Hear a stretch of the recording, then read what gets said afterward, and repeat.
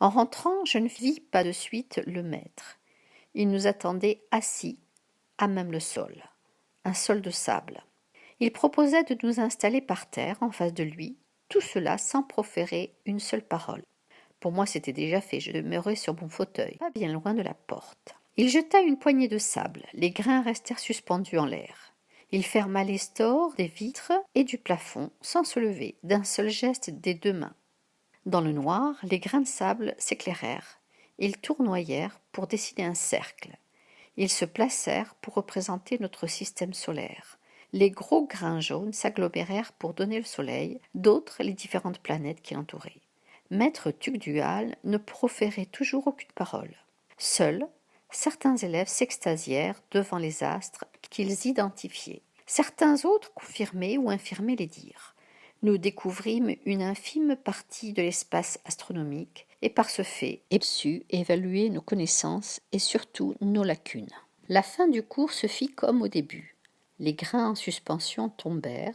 Maître Tugdual se leva. C'était un petit homme, fin, au teint terreux, avec une barbichette qui le faisait ressembler à une chèvre. Il nous fit un signe de la tête et nous sortîmes. Pendant quelques secondes, les élèves ne dirent pas un mot. Puis soudain, tous eurent envie de donner leur avis sur cet étrange cours. Le brouhaha noya les propos de chacun, mais je me trouvais assez près de Tiger pour l'entendre fanfaronner d'une voix forte que ce ne devait pas être bien dur de faire joujou avec du sable. Je n'étais pas la seule à l'avoir écouté. Un grand blond, le visage criblé de taches de rousseur et les yeux terriblement bleus, se retourna. Il lui jeta un regard méprisant, donna un coup de coude à un autre élève aux cheveux châtains clairs, légèrement plus petit, avec de larges yeux verts surplombés d'une barre de sourcils fournis et bruns. Le grand blond se mit à loucher, à sortir la langue et à avancer comme un gorille, les jambes arquées vers l'extérieur. Le garçon brun éclata de rire. Je sentis ma plume me chatouiller le ventre. J'avais envie de m'esclaffer. Ce n'était pas le cas de Tiger. Il vient vers moi et bouscula mon fauteuil. Le garçon brun, se trouvant près de moi, le vit faire. Furieux, il lui donna un coup dans l'épaule. Tiger allait riposter quand un long cri rauque se fit entendre. Il semblait provenir d'un voile de coton couleur coquille d'œuf qui sortit de la bouche de la gargouille. Il s'envola rapidement. Bientôt, il fut invisible. « Un gardien! Un gardien !» crièrent quelques élèves âgés. Sans attendre, Tiger se fraya un chemin parmi les élèves et s'éclipsa dans le flot en quelques secondes. Le jeune blond revint sur ses pas et tira par la manche le garçon brun. Tous deux disparurent dans la cour intérieure, celle qui se situait sous les immenses escaliers du hall. Gabon apparut à ce même moment. Dans les couloirs, tout était tranquille. Il ne trouva personne à disputer. Me retrouver seule au milieu de tous ces étudiants me mettait mal à l'aise, d'autant plus que, assise, je n'accédais pas à la hauteur des visages. J'étais entourée d'une forêt de tailles, de dos et de fesses. Je réalisais que le cours de maître Tugdual avait duré 1h30. Je n'aurais jamais cru tenir tout ce temps dans une classe sans m'ennuyer. Je me surpris donc à espérer le cours suivant. Une légère sonnerie se fit entendre, tous se dirigèrent vers le réfectoire, c'était l'heure du déjeuner. Sur les tables dressées, il y avait des plats chauds, chacun s'asseyait là où il le souhaitait. Les places des anciens clans étaient déjà prises. Certains nouveaux élèves avaient leur table avec leur place attitrée, comme celle du groupe de Tiger. Les mêmes étudiants que pendant l'enca de ce matin se retrouvaient avec lui. Je m'attablais suffisamment loin de la bande Tiger. Bientôt, un garçon gros et petit s'assit en face de moi. Il ne savait qu'enfourner, mâcher et avaler. À aucun moment, il ne releva le regard sur moi. Il ne doit pas être seulement transparent, mais aussi invisible, me fis-je la remarque. Quand son assiette fut bien essuyée, elle fut aspirée par le tube. Ma mâchoire en tomba de surprise. Bientôt, d'autres plats la rejoignirent. Le fromage et le dessert prirent le même chemin, mais en sens contraire. Je recherchais du regard maître Sandroku. Elle n'était pas dans la salle. Je me demandais si quelqu'un présent dans le réfectoire savait faire voler les objets. Malheureusement, ma question resta sans réponse. Le cours suivant, plus classique, était celui de l'étude de l'eau avec maître Brunias, une dame forte de carrure et fort sympathique. Un manuel était posé sur chaque rebord de table. Elle fit l'appel au début du cours. J'étais au fond de la classe. J'appris que je me trouvais à la gauche de Calitram Pierrick. C'était le garçon brun qui reçut le coup de coude de Minot Marc, le blond qui avait imité le gorille. Ce dernier était assis près de lui, à sa droite. Marc n'arrêtait pas de parler de Lily. Lily par-ci, Lily par-là. Excédé, Pierrick se tourna vers moi. Il releva brièvement les yeux en l'air. J'eus l'impression qu'il s'était caché sous ses sourcils. Il gonfla ses joues. Il était comique et je lui souris. « Tu m'écoutes » grommela Marc. « Ouais, bien sûr, » répondit Pierrick. « Je vous prie de vous taire, » ordonna maître Brunias de sa voix de fillette. De temps en temps, pendant ce cours, Pierrick me jetait des regards discrets. Quand le maître fit pleuvoir une bruine qui ne mouillait pas sur nous, il me sourit gentiment au cri de surprise que j'émis et que je crois il fut le seul à entendre. Son sourire avec une fossette sur le coin droit de sa bouche me rappela vaguement quelqu'un. À la fin du cours, nous devions rendre les manuels empruntés au professeur. Un gros nuage, un vrai, comme ceux dans le ciel, se matérialisa derrière moi. Je ne savais pas ce qu'il fallait faire. Pierrick prit mon livre avec le sien et les déposa sur ce nuage. Marc fit de même, ainsi que les autres élèves, au fur et à mesure que ce nuage avançait vers le devant de la salle. Marc haussa les sourcils, mais ne dit rien. Pierrick me sourit pour la deuxième fois. Ensuite, tous se ruèrent dehors. Je ne sortis qu'en dernier, afin de ne gêner aucun élève. Maître Brunias m'appela. « Monsieur Martillac, s'il vous plaît. » Quand je m'approchai du bureau, elle m'interrogea. « Seriez-vous un parent de Matteo Martillac ?»« Oui, maître, c'est mon père. » Elle avait une tête ronde, des cheveux plats. Son regard était souriant et 2 fossettes creusaient régulièrement les joues charnues de son visage. « Ah, un homme charmant, dommage qu'il nous ait quittés si vite. » Elle se tut un instant et reprit en indiquant du menton mes jambes. « Que vous est-il arrivé ?» ?»« Un choc émotionnel, répondis-je, en répétant les recommandations de Dvemila. Elle attendit quelques secondes, peut-être pour que je puisse détailler un peu plus ce choc, mais face à mon silence, elle ajouta « Oh, je vois, je suis désolée. Je vous conseille de faire des bains d'écume d'eau de mer au clair de lune. » Devant mon air ahuri, elle précisa « Bien sûr, dès que le temps le permet. » Je sortis de son cours, le cœur lourd. Je me sentais seule. Brouillonne me manquait, les fredonnements de Pépé aussi, ainsi que la gentillesse de Chouhaï et l'amitié de Gavroche. À la fin du repas du soir, les tubes au-dessus de nos tables se relevèrent. Le mur au plafond de la salle s'effaça et une estrade s'avança dans le réfectoire. La directrice se tenait debout au milieu de cette estrade, entourée de maîtres. Leur air était austère. Tous portaient la même robe, faite d'une sorte de bure marron avec une large capuche sur la tête.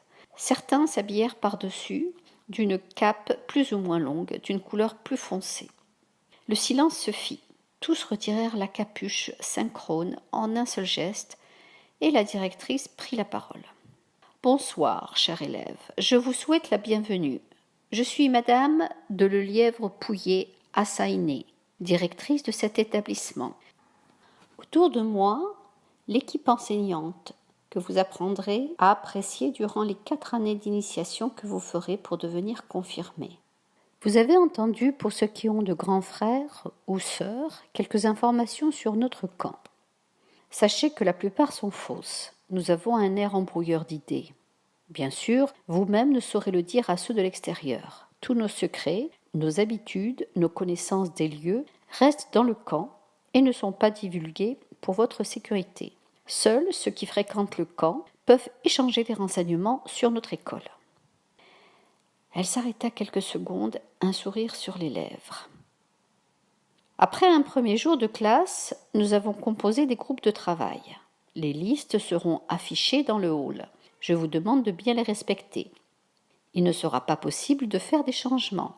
Chaque groupe aura un professeur principal qui vous aidera en cas de besoin et répondra à vos questions. Les règles de l'établissement sont placardées et le resteront tout au long de l'année dans le panneau central. Je vous rappelle cependant que les jours de semaine, il est formellement interdit de quitter l'école sans l'autorisation explicite de votre professeur principal. Je vous souhaite donc la bienvenue et une excellente scolarité. Un air embrouilleur, me demandai-je en regardant autour de moi. Tous semblaient comprendre. Ils paraissaient surpris, comme après une bonne blague, mais pas ignares. Je pris alors mon air le plus intelligent et ne posai aucune question. Après le repas, je rejoignis ma chambre au rez-de-chaussée. Une petite lampe sur la table de nuit projetait une douce lumière qui éclairait un grand lit. Dvamila était passée dans la journée avec mon sac et avait rangé mes vêtements. J'allumai la bougie du plafond et de suite me dirigeai vers la bibliothèque pleine de livres. Au hasard, j'en pris un. Il était très épais. Il traitait des lois et des constitutions. Je le reposai. Je me saisis d'un autre, la calligraphie konshukienne. Je le feuilletai, lus quelques pages. J'appris qu'un konshu pouvait être gravé selon le signe de l'animal élémental de son propriétaire. Qu'est-ce encore que cela ? Me demandai-je en le rangeant. Le konshuki ne m'intéressait pas et j'avais bien des choses à assimiler en priorité. Je fis ma toilette dans la salle de bain attenante à ma chambre. Mon poids-plume, grâce à l'effet de la pilule jaune, me permit un éventail de mouvements que je pus faire sans l'aide de personne. Je me mis au lit avec bonheur.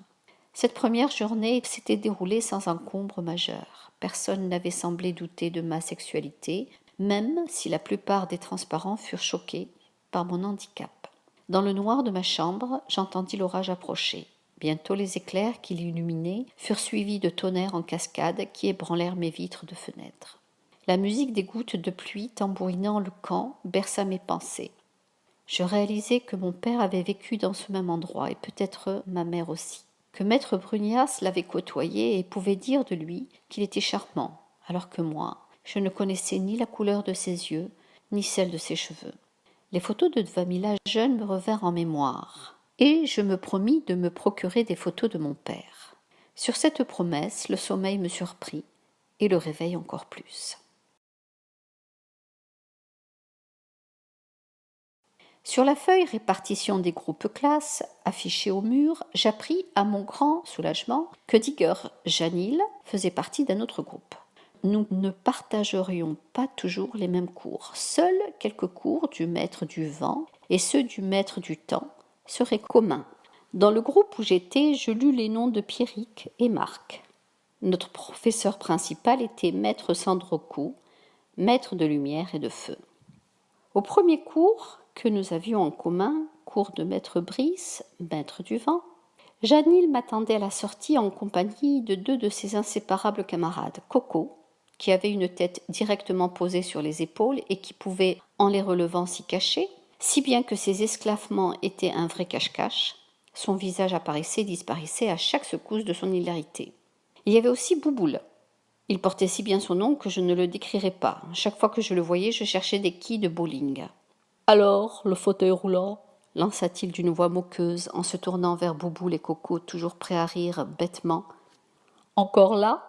Il posa ses mains sur l'arrière de mon fauteuil. « Espèce de lâche, mets-toi devant.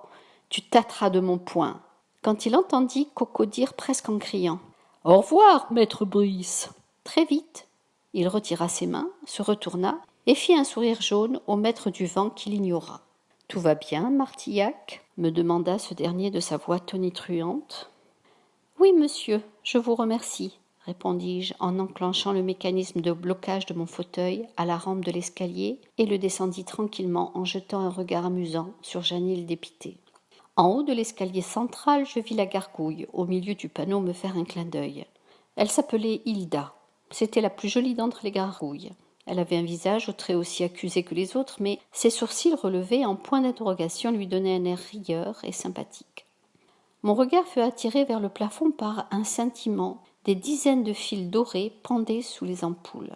Arrivé au rez-de-chaussée, j'eus une deuxième surprise. « Qu'est-ce que tu attends ?» entendis-je. « Tu ne veux pas lire ton courrier ?» C'était Pierrick qui me parlait. Il se baissa et tira sur un fil doré qui se trouvait à ses pieds. Une boule de papier s'éjecta du sol dans ses bras. Il se tourna vers moi comme pour m'inviter à faire la même chose. À mes pieds, je vis flotter un même fil doré.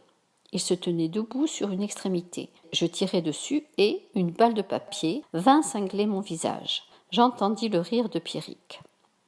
Il défit sa boule et se mit à lire. Je fis de même. Une lettre. Dvamila m'écrivait qu'elle serait absente le samedi à cause d'une urgence et qu'elle avait sollicité Sigo Meimoun pour déjeuner avec moi. Je te verrai à mon retour dimanche. Bisous, Dvamila. Je relevai les yeux. Pierrick semblait inquiet. « De mauvaises nouvelles ?» lui demandai-je. « C'est ma grande-tante qui doit nous quitter en urgence, » répondit-il, le nez plongé encore dans son courrier. « Ah, je vois, qui s'assoble se ressemble, » beugla Janil en nous rejoignant dans le hall. « Tais-toi un peu, Tiger.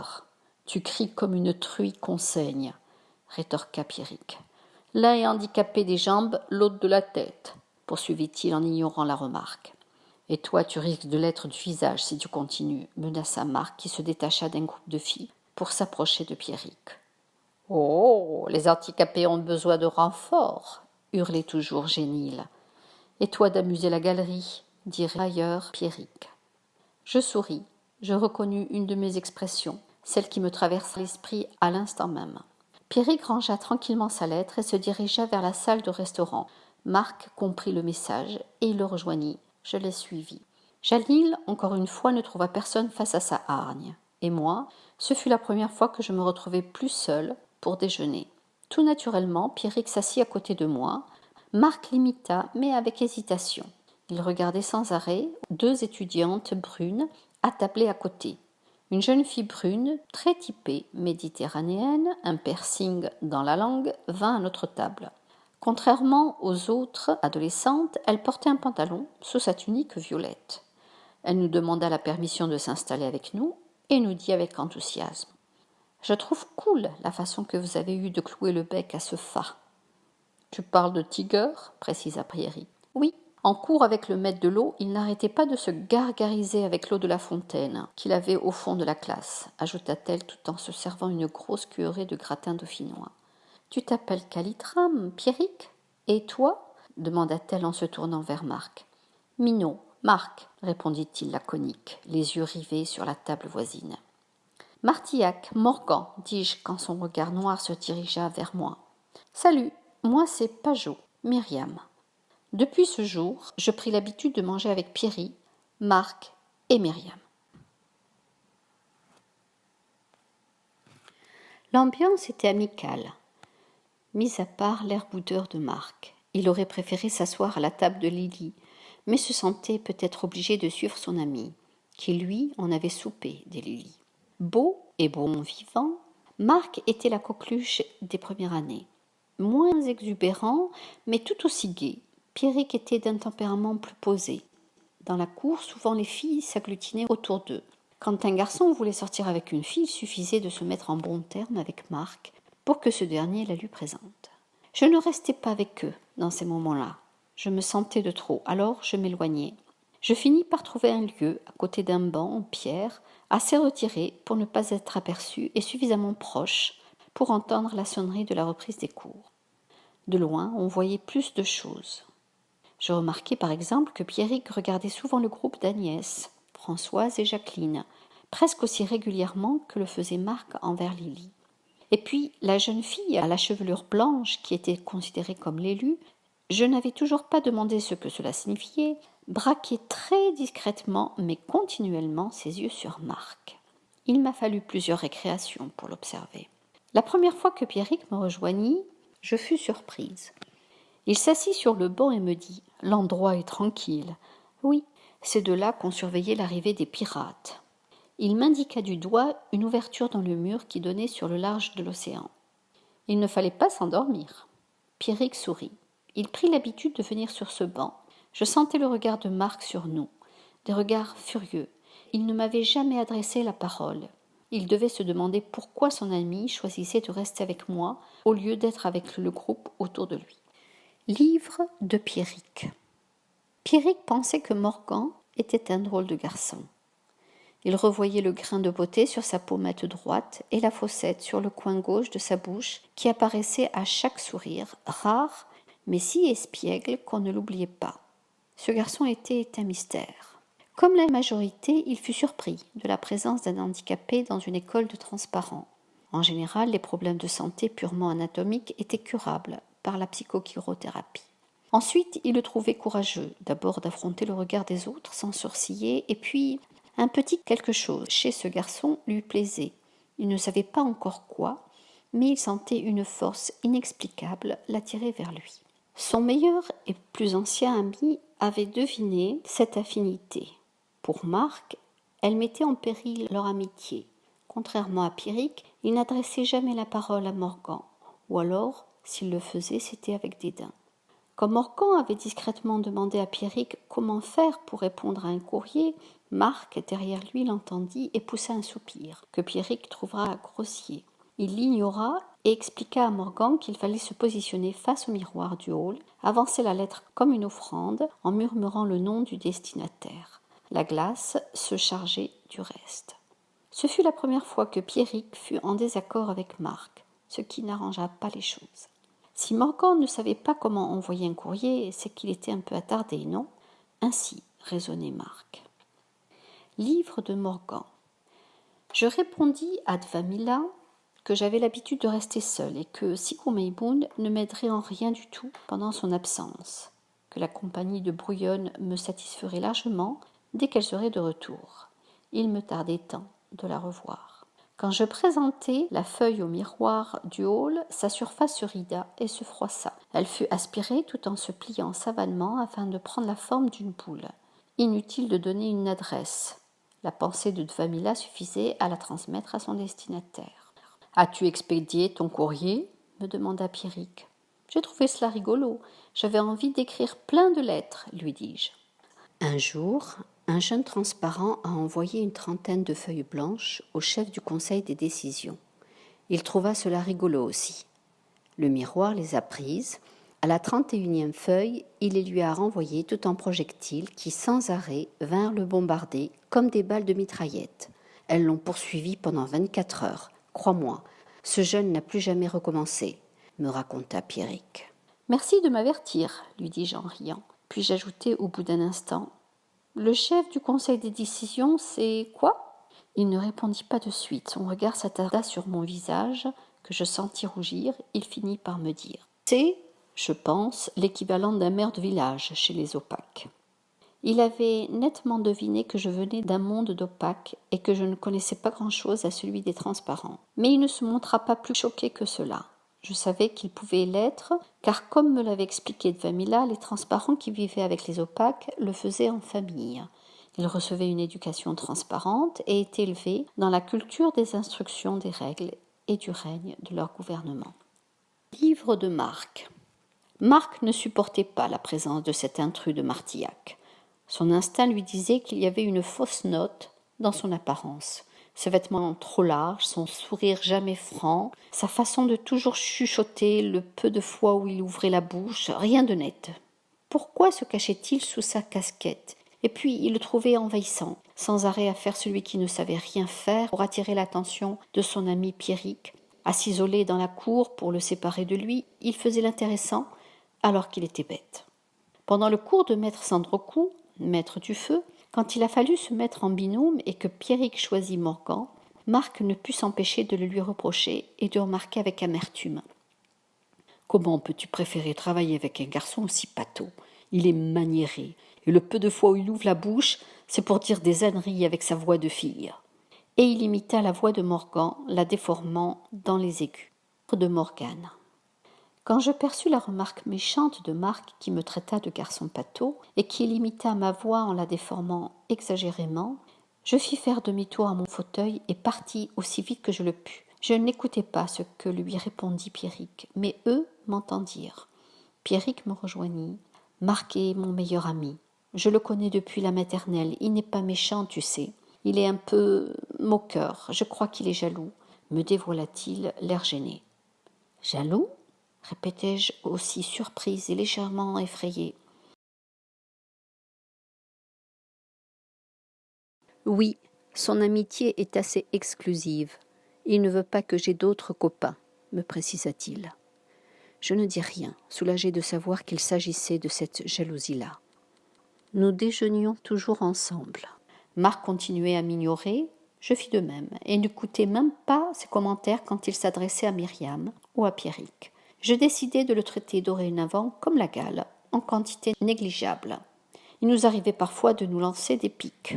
« Demande à monsieur, je ne sais rien, » répondit un jour Marc à son ami en parlant de moi. « Monsieur, je sais tout, est trop aimable. Mais en effet, maître Sandroku s'absentera au prochain cours de l'étude du feu. Le vendredi de ma première semaine au camp commença avec une séance de maître Valda, maître du temps. C'était un homme grand, filiforme, le regard noir, le teint pâle, la lèvre tombante. Il portait les cheveux longs en catogan. La salle de classe se trouvait dans le premier sous-sol. Les murs suintaient l'humidité. L'air était saturé d'une odeur de moisi qui me piquait le nez. Il gardait encore de vieux ossements blancs de prisonniers de guerre qui avaient pourri dans des cages suspendues que nous pouvions voir pendant le cours. Il le commença en faisant l'appel, l'agrémentant de quelques commentaires sur la famille de quelques élèves. Mademoiselle Agnès Dumont, ce sont vos parents qui tiennent la boulangerie-pâtisserie du village. Oui, monsieur, répondit-elle. Et vous, mademoiselle Jacqueline Jacquard, votre frère Alexis est en 2e année d'initiation. Il bégaye. Sa remarque méchante et inutile fit sursauter la jeune fille. Elle ne dit rien. Votre père travaille au second cercle et votre mère est couturière, reprit-il sans être surpris par son mutisme. Il ajouta « N'est-ce pas ?» Oui, monsieur, sa voix était petite. Quand il m'appela, sa lèvre inférieure se tordit de dégoût. Votre père, Martillac, cracha-t-il, est mort et votre mère est une inconnue. Il eut un majestueux silence. Sa méchanceté palpait l'air et personne n'osa rien dire. Les rires de Janil et de ses camarades vinrent le briser. Un seul regard se posa sur moi, celui de Marc. Je le lui rendis chargé de haine, mais à ma grande surprise, je ne rencontrai ni pitié, ni agressivité. Monsieur Minot, continua-t-il, le ton avait changé et il devint presque mielleux. Je vis Marc sursauter et tourner la tête vers le maître. Votre père ne travaille presque pas. Disons que faire une fois dans l'année la transhumance et prendre des vacances avec des moutons dans la montagne, ce n'est pas un métier. Il laissa l'information en suspens, comme pour bien en imprégner nos cervelles. Marc allait répondre, mais Pierrick, sous la table, posa une main sur son genou. Valda poursuivit sur un ton dangereusement sarcastique. Et votre mère occupe un poste dans le second cercle, n'est-ce pas? Elle tient et archive les mémoires de ceux qui ont un lourd secret qui les ronge et qu'ils confient au ministère avant de mourir. Tâche difficile, beaucoup de responsabilités, surtout pour une femme. Et très rapidement, il tourna son regard sur l'élève suivant. Je crois, si mes souvenirs sont bons, car cela remonte à bien loin, que votre mère était championne de Konchuki, monsieur Kalitram. C'est vous, le maître du temps, rétorqua tranquillement Pierrick. En effet, c'est bien moi, répondit maître Valda en haussant un sourcil, mais il n'ajouta rien. Mademoiselle Myriam Pajot, fit-il, votre père est décédé, et vous viviez avec votre mère à Paris jusqu'à votre initiation. Je sais qu'elle n'exerçait aucune profession à l'époque. Elle se contentait d'être charmante. Était-ce un compliment ou une critique, me demandai-je. Aujourd'hui, que fait-elle interrogea-t-il presque conciliant. Elle aide mon oncle dans son café, riposta-t-elle. Monsieur Tigard, votre père travaille aussi dans le second cercle. Il est le responsable du second cercle et grand confident des arbres généalogiques et des ampoules. Beaucoup de titres ronflants. Oui, monsieur, répondit le jeune homme, ne sachant s'il devait montrer un air satisfait ou contrit. Votre mère est au foyer. Oui, monsieur. Elle s'occupe de la maison. Et vous, monsieur Julnot, dans votre affiliation, il n'y a pas le nom de votre mère. Non, monsieur, ma mère est membre de l'association ni répertoriée ni soumise, renseigna Henri Julnot. C'était un grand garçon, blond, fin, qui fermait tous les boutons de sa chemise jusque sous le menton qu'il avait proéminent. Oui, oui, oui, répéta Valda en faisant un geste de la main pour clore le sujet. Et vous, monsieur Coton Michel, interpella-t-il en s'adressant à Coco, qui depuis le début du cours ne cessait de rire et qui à ce moment-là avait la tête enfouie dans les épaules et la bouche ouverte en suspens. Votre père occupe la fonction de responsable des ampoules dans le second cercle. Lourde charge. Cette dernière remarque fut dite d'une manière ironique, et je supposai que cette tâche ne devait pas être bien pénible. Les cercles devaient être une sorte d'administration, Et dans l'administration, je savais, pour avoir entendu Pépé le répéter, que certains agents étaient là pour décorer un poste. Ça devait être le cas du père de Coco. Ses commentaires s'éternisèrent encore quelques minutes. Certains étaient teintés de sarcasme et de flatterie, d'autres étaient franchement humiliants. Bien, après cette petite et agréable présentation, nous allons commencer par une approche de la compréhension de la subjectivité du temps. Pouvez-vous me donner un exemple où le temps vous a paru très long et un autre où, au contraire, il vous a semblé très court, alors que les deux temps sont équivalents en durée? Peu d'élèves avaient le cœur à répondre aux interrogations de Valda. Seuls Janil et ses amis tentèrent quelques essais. Je décidai de ne poser aucune question sur ces cercles dont parlait le maître du temps, ni à Pierrick, ni à personne. Le soir même, avant de me coucher, je cherchais dans la bibliothèque de ma chambre un livre sur l'administration transparente, mais ne trouvais rien. Le lendemain, je rentrai chez Dvamila. Elle n'était pas là. Dans la cuisine, une savoureuse odeur me chatouilla le nez. Robotique, habillé de son tablier à carreaux, mitonnait des côtelettes d'agneau au miel, aux pruneaux et aux petits pois. « Bonjour, Robotique. »« Bonjour, Batillac. » Il utilisa mon nom de famille. C'était nouveau. « Ça sent délicieusement bon, » dis-je en me penchant au-dessus de la marmite. Mon compliment ne le fit pas enfler. Je tendis le doigt, mais flan, je reçus un coup de cuillère en bois. « On ne touche pas, » me dit-il. « Le cigare vous attend au salon. » Dans le hall, j'enlevai ma veste et l'accrochai à la patère tout en jetant un œil dans le salon. D'abord, je ne vis rien, mais une ombre attira mon attention. Je restai immobile, sur ce que je saurais être plus tard le fauteuil habituel du Sicon. Les contours du vieil homme se dessinaient et prenaient de la consistance. Le temps que je traverse la pièce, il était tranquillement et pleinement assis là. Je m'en approchai béate. « Ah, bonsoir, Martillac, » me dit-il cordialement, en faisant le geste de fermer la bouche, en poussant avec son index la mâchoire du bas. Je serrai les lèvres et lui dis « Bonjour, monsieur. » Ces derniers temps, je ne dormais pas bien et je me sentais fatigué. J'ai certainement cru voir Sigon se matérialiser. Ce devait être une illusion, un jeu de lumière. Il était élégamment habillé, sa barbe et sa moustache de druide bien brossées. Il me demanda des nouvelles de ma première semaine à l'école. Je lui répondis que tout allait bien. « Vous avez fait des amis ?»« Oui, monsieur, dis-je laconique. » Mais son regard impérieux en réclamait plus. « Pierrick et son copain Marc sont dans ma classe. »« Ah oui, Pierrick Calitram, n'est-ce pas ?»« Oui. » Comment le connaissait-il ? Mais après tout, ils étaient du même village. « Il habite dans le bois La Dormante, avec sa mère et sa grand-mère Gwenaëlle. C'est une grande amie. »« Et Marc, serait-ce Marc Minot ? » ?»« Oui, monsieur. Je connais la famille. Son père, un homme de valeur, proche de la terre et des bêtes. Il est éleveur de moutons. Chaque année, il fait une transhumance. C'est très beau à voir. J'ai eu la même émotion quand j'ai admiré un peloton de cyclistes opaques faire le tour de France. Le maître du temps nous avait dit que sa mère travaille dans le second cercle. Je n'osais pas lui demander ce que cela signifiait. Il savait que je venais d'un monde d'opaques, mais je ne voulais surtout pas qu'il se doute que je ne connaissais rien au monde des transparents. Orgueil. Madame Minot exerce au ministère. Il y a 3 cercles au ministère, dit-il sans adopter un air didactique et moralisateur. Le second cercle est celui qui préside et qui vote les conseils que prennent les chefs de famille ou le premier cercle. Il est composé du responsable du second cercle et grand confident des arbres généalogiques et de plusieurs services, ainsi que de nombreux bureaux. Celui de Madame Minot concerne l'archivage des mémoires de certaines personnes qui sont mortes. Il arrive parfois au premier cercle de consulter ces mémoires avant de soumettre leurs conseils au vote du second cercle et de leur chef. Je ne comprenais pas tout ce qu'il me disait. Et le troisième cercle ? Celui-là est composé des chevaliers du troisième cercle. Ils appliquent les lois et vérifient si elles sont bien respectées. « Vous êtes-vous fait d'autres connaissances ?» demanda-t-il souriant. « Oui, un peu.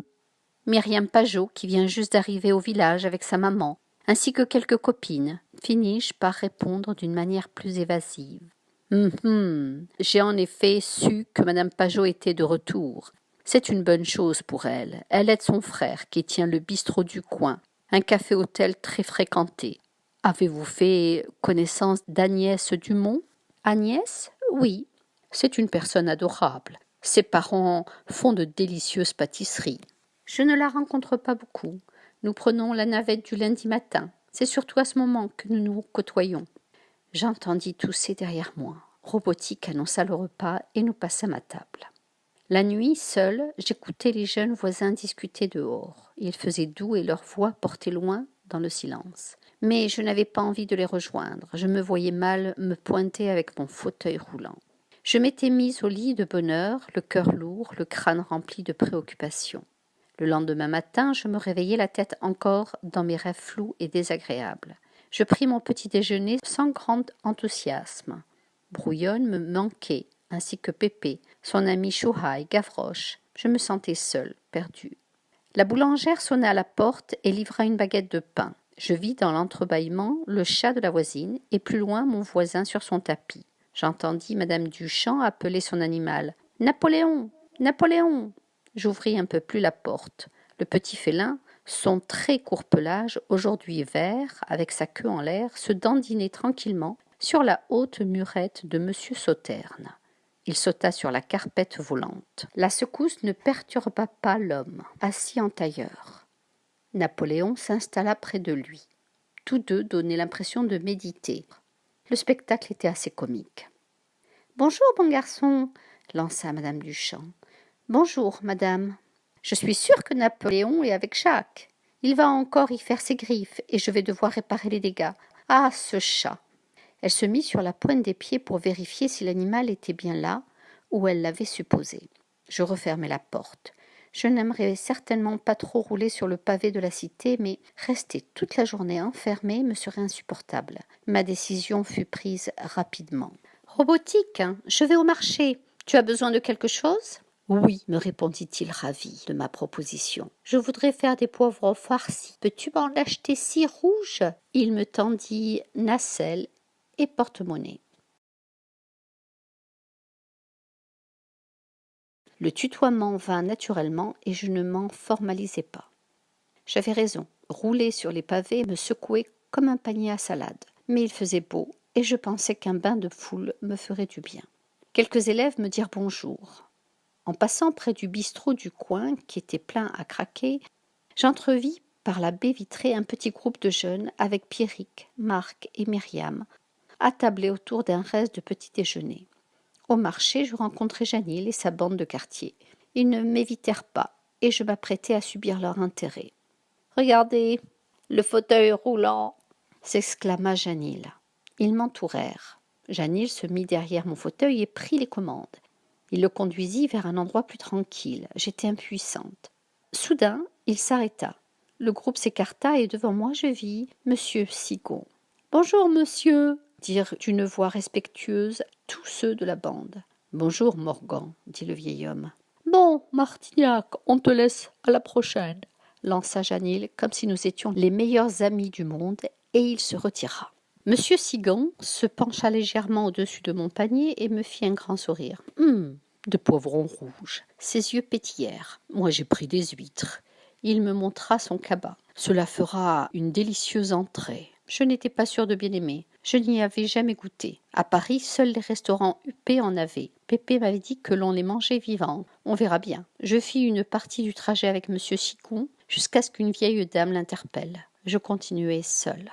Dimanche matin, je pris le petit déjeuner avec Vamila. Elle me fit un grand sourire, mais je lui trouvai une petite mine. « Je suis rentrée cette nuit, très tard, » me dit-elle. « Comment va Paris ?»« Brouillonne va bien, Pépé aussi. Il rejoue du violon. » J'étais contente que Pépé aille mieux. « Je peux aller voir Condorcet ?» lui demandai-je. « Oui, mais un peu plus tard, il est fatigué. Il fait beau aujourd'hui. Bientôt nous n'aurons plus d'aussi belles journées. Veux-tu faire un pique-nique au bord de l'eau ? » Oui, super idée. Je pensais au bonheur qu'aurait certainement eu Brouillonne de nous suivre si elle avait été là. Mais je ne dis rien, car Vamila semblait lasse et je ne désirais pas qu'elle se sente plus mal. J'ajoutai cependant, je souhaite voir la tombe de mon père. Le cimetière est au nord du lac. On y passera après. J'acquiesçai. Elle prépara un panier et nous partîmes à pied. Le lac se trouvait au nord de la maison, pas très loin. Nous n'étions pas les seuls à avoir eu cette idée. La plupart des jeunes vinrent en Conchou. Ils survolaient les lieux en frôlant l'eau. Certains éclaboussèrent les personnes qui se promenaient le long du bord. Ces dernières crièrent et les menacèrent, mais rien n'y fit. Ils continuèrent. Dvamila rencontra, assis sur un banc, une vieille dame, Madame Vladimir. Elles se saluèrent et je fus présentée. Elle s'efforçait de ne pas regarder mon fauteuil. Dvamila s'installa à côté d'elle. « Votre père était un homme adorable, me dit la vieille dame. Elle avait de beaux cheveux violets qui garnissaient un visage tout ridé, comme une pomme oubliée. Ses yeux étaient mobiles et elle suivait les faits et gestes des adolescents insupportables sur leur conchou. Encore cette bande de quartier ouest du marché. Ce sont des voyous, vous savez. Ils ne cessent d'embêter les personnes âgées, commenta-t-elle d'un air outré. Ses joues prirent une légère couleur rose. Un homme, avec un bel uniforme vert kaki grand, fin, surgit parmi les jeunes et les chassa. Il portait sur la tête la capuche de sa tunique. Elle lui cachait le visage, des bottes montées jusqu'à ses genoux.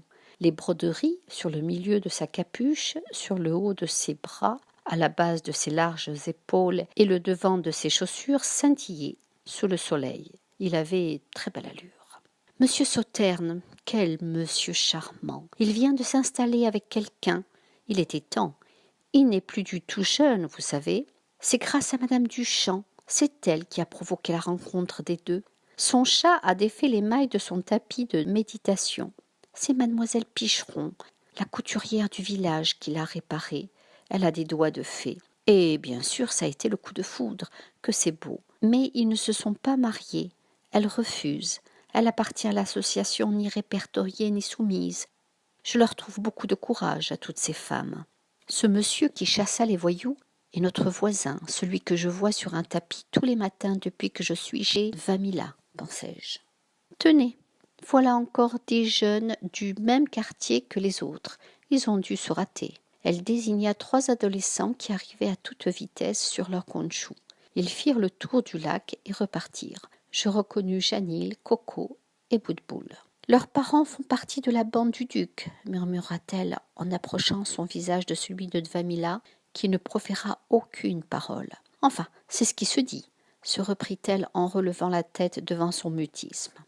Oh, regardez qui vient vers nous, Madame Fatima, quelle belle surprise. Vous allez bien? S'écria-t-elle en tendant sa main pour saluer une personne d'un âge canonique, courbée, presque pliée en deux. Oui, mon ami, dit l'autre d'une voix chevrotante. Il fallait bien que je sorte une vieille peau telle que moi. Nous vieillissons tous, Madame Fatima. Vous reconnaissez Dvamila? Oui, mais bien sûr, vieille mais pas sénile. Comment vas-tu, mon enfant? Madame Fatima était une femme pleine d'humour, et Dvamila semblait l'apprécier. Bientôt d'autres antiques dames nous rejoignirent. Le banc, trop court, ne les gêna pas. Elles s'assirent naturellement à la suite, mais dans le vide. Leurs fesses n'avaient aucun soutien. Surpris, je regardai Dvamila qui me répondit par un sourire espiègle, et pour ne pas éclater de rire, détourna les yeux. Elle me présenta comme son protégé, et elle comme étant ma tutrice. C'est pour cela que l'on ne t'a vu que rarement, mon petit. Tu es élevé morcan chez les opaques, s'exclama l'une d'entre elles. Je vis quelques pincements de lèvres. Ce sont eux qui vous ont mis sur ce fauteuil, demanda en reniflant une vieille au visage ingrat, portant un foulard qui lui enserrait la tête et le cou. Elle avait un regard méchant qui n'attendit aucune réponse. Entre elles, tous les événements furent commentés. Je les écoutais me rappeler les réunions avec Pépé et ses amis derrière la cour du garagiste. « Avez-vous entendu le massacre qui a eu lieu à Montvu-la-Haute? 2 jeunes filles ont encore été enlevées et tuées. Pauvres petites. Oui, mais si les parents laissent moins leurs filles vagabonder, ça leur apprendra, dit la vieille au visage ingrat et au regard méchant. Comment peux-tu dire pareille chose, Joséphine? Voyons, répliqua madame Vladimir. Oui, tu connais bien mon avis sur la question. Pour moi, les filles ont toujours été un casse-tête. Heureusement que je n'en ai pas eu. Oui, heureusement. Tu as fait suffisamment de dégâts avec mes petites filles, souffla madame Fatima. Regardez, voilà mademoiselle Cathy qui vient vers nous. Je vous parie un dîner que pour cette fois elle gonflera ses lèvres, dit soudainement Joséphine. La dernière fois elle s'était tiré les paupières, remarqua une autre vieille d'un air revêche. La fois d'avant, elle s'était fait lisser le front. Cette fois-ci, je parie qu'elle gonflera ses lèvres, répéta Joséphine. Je relève le pari, dit une autre vieille. Elle arrive, taisez-vous. Une femme âgée en effet s'approchait d'eux. Elle était petite, poulotte, elle marchait d'un pas alerte et sa chevelure était magnifiquement bien arrangée. Je vais faire un tour à Morgan. Je vous souhaite une belle journée, mesdames, dit Dvamila en se levant du banc. Bonjour, mademoiselle Cathy, dit-elle en la croisant quand elle s'éloigna du groupe. Lorsque nous fûmes suffisamment loin pour ne pas être entendus, je demandai à Dvamila ce que voulait dire Joséphine en parlant de mademoiselle Cathy. Mademoiselle Cathy accepte difficilement les changements physiques de la vieillesse.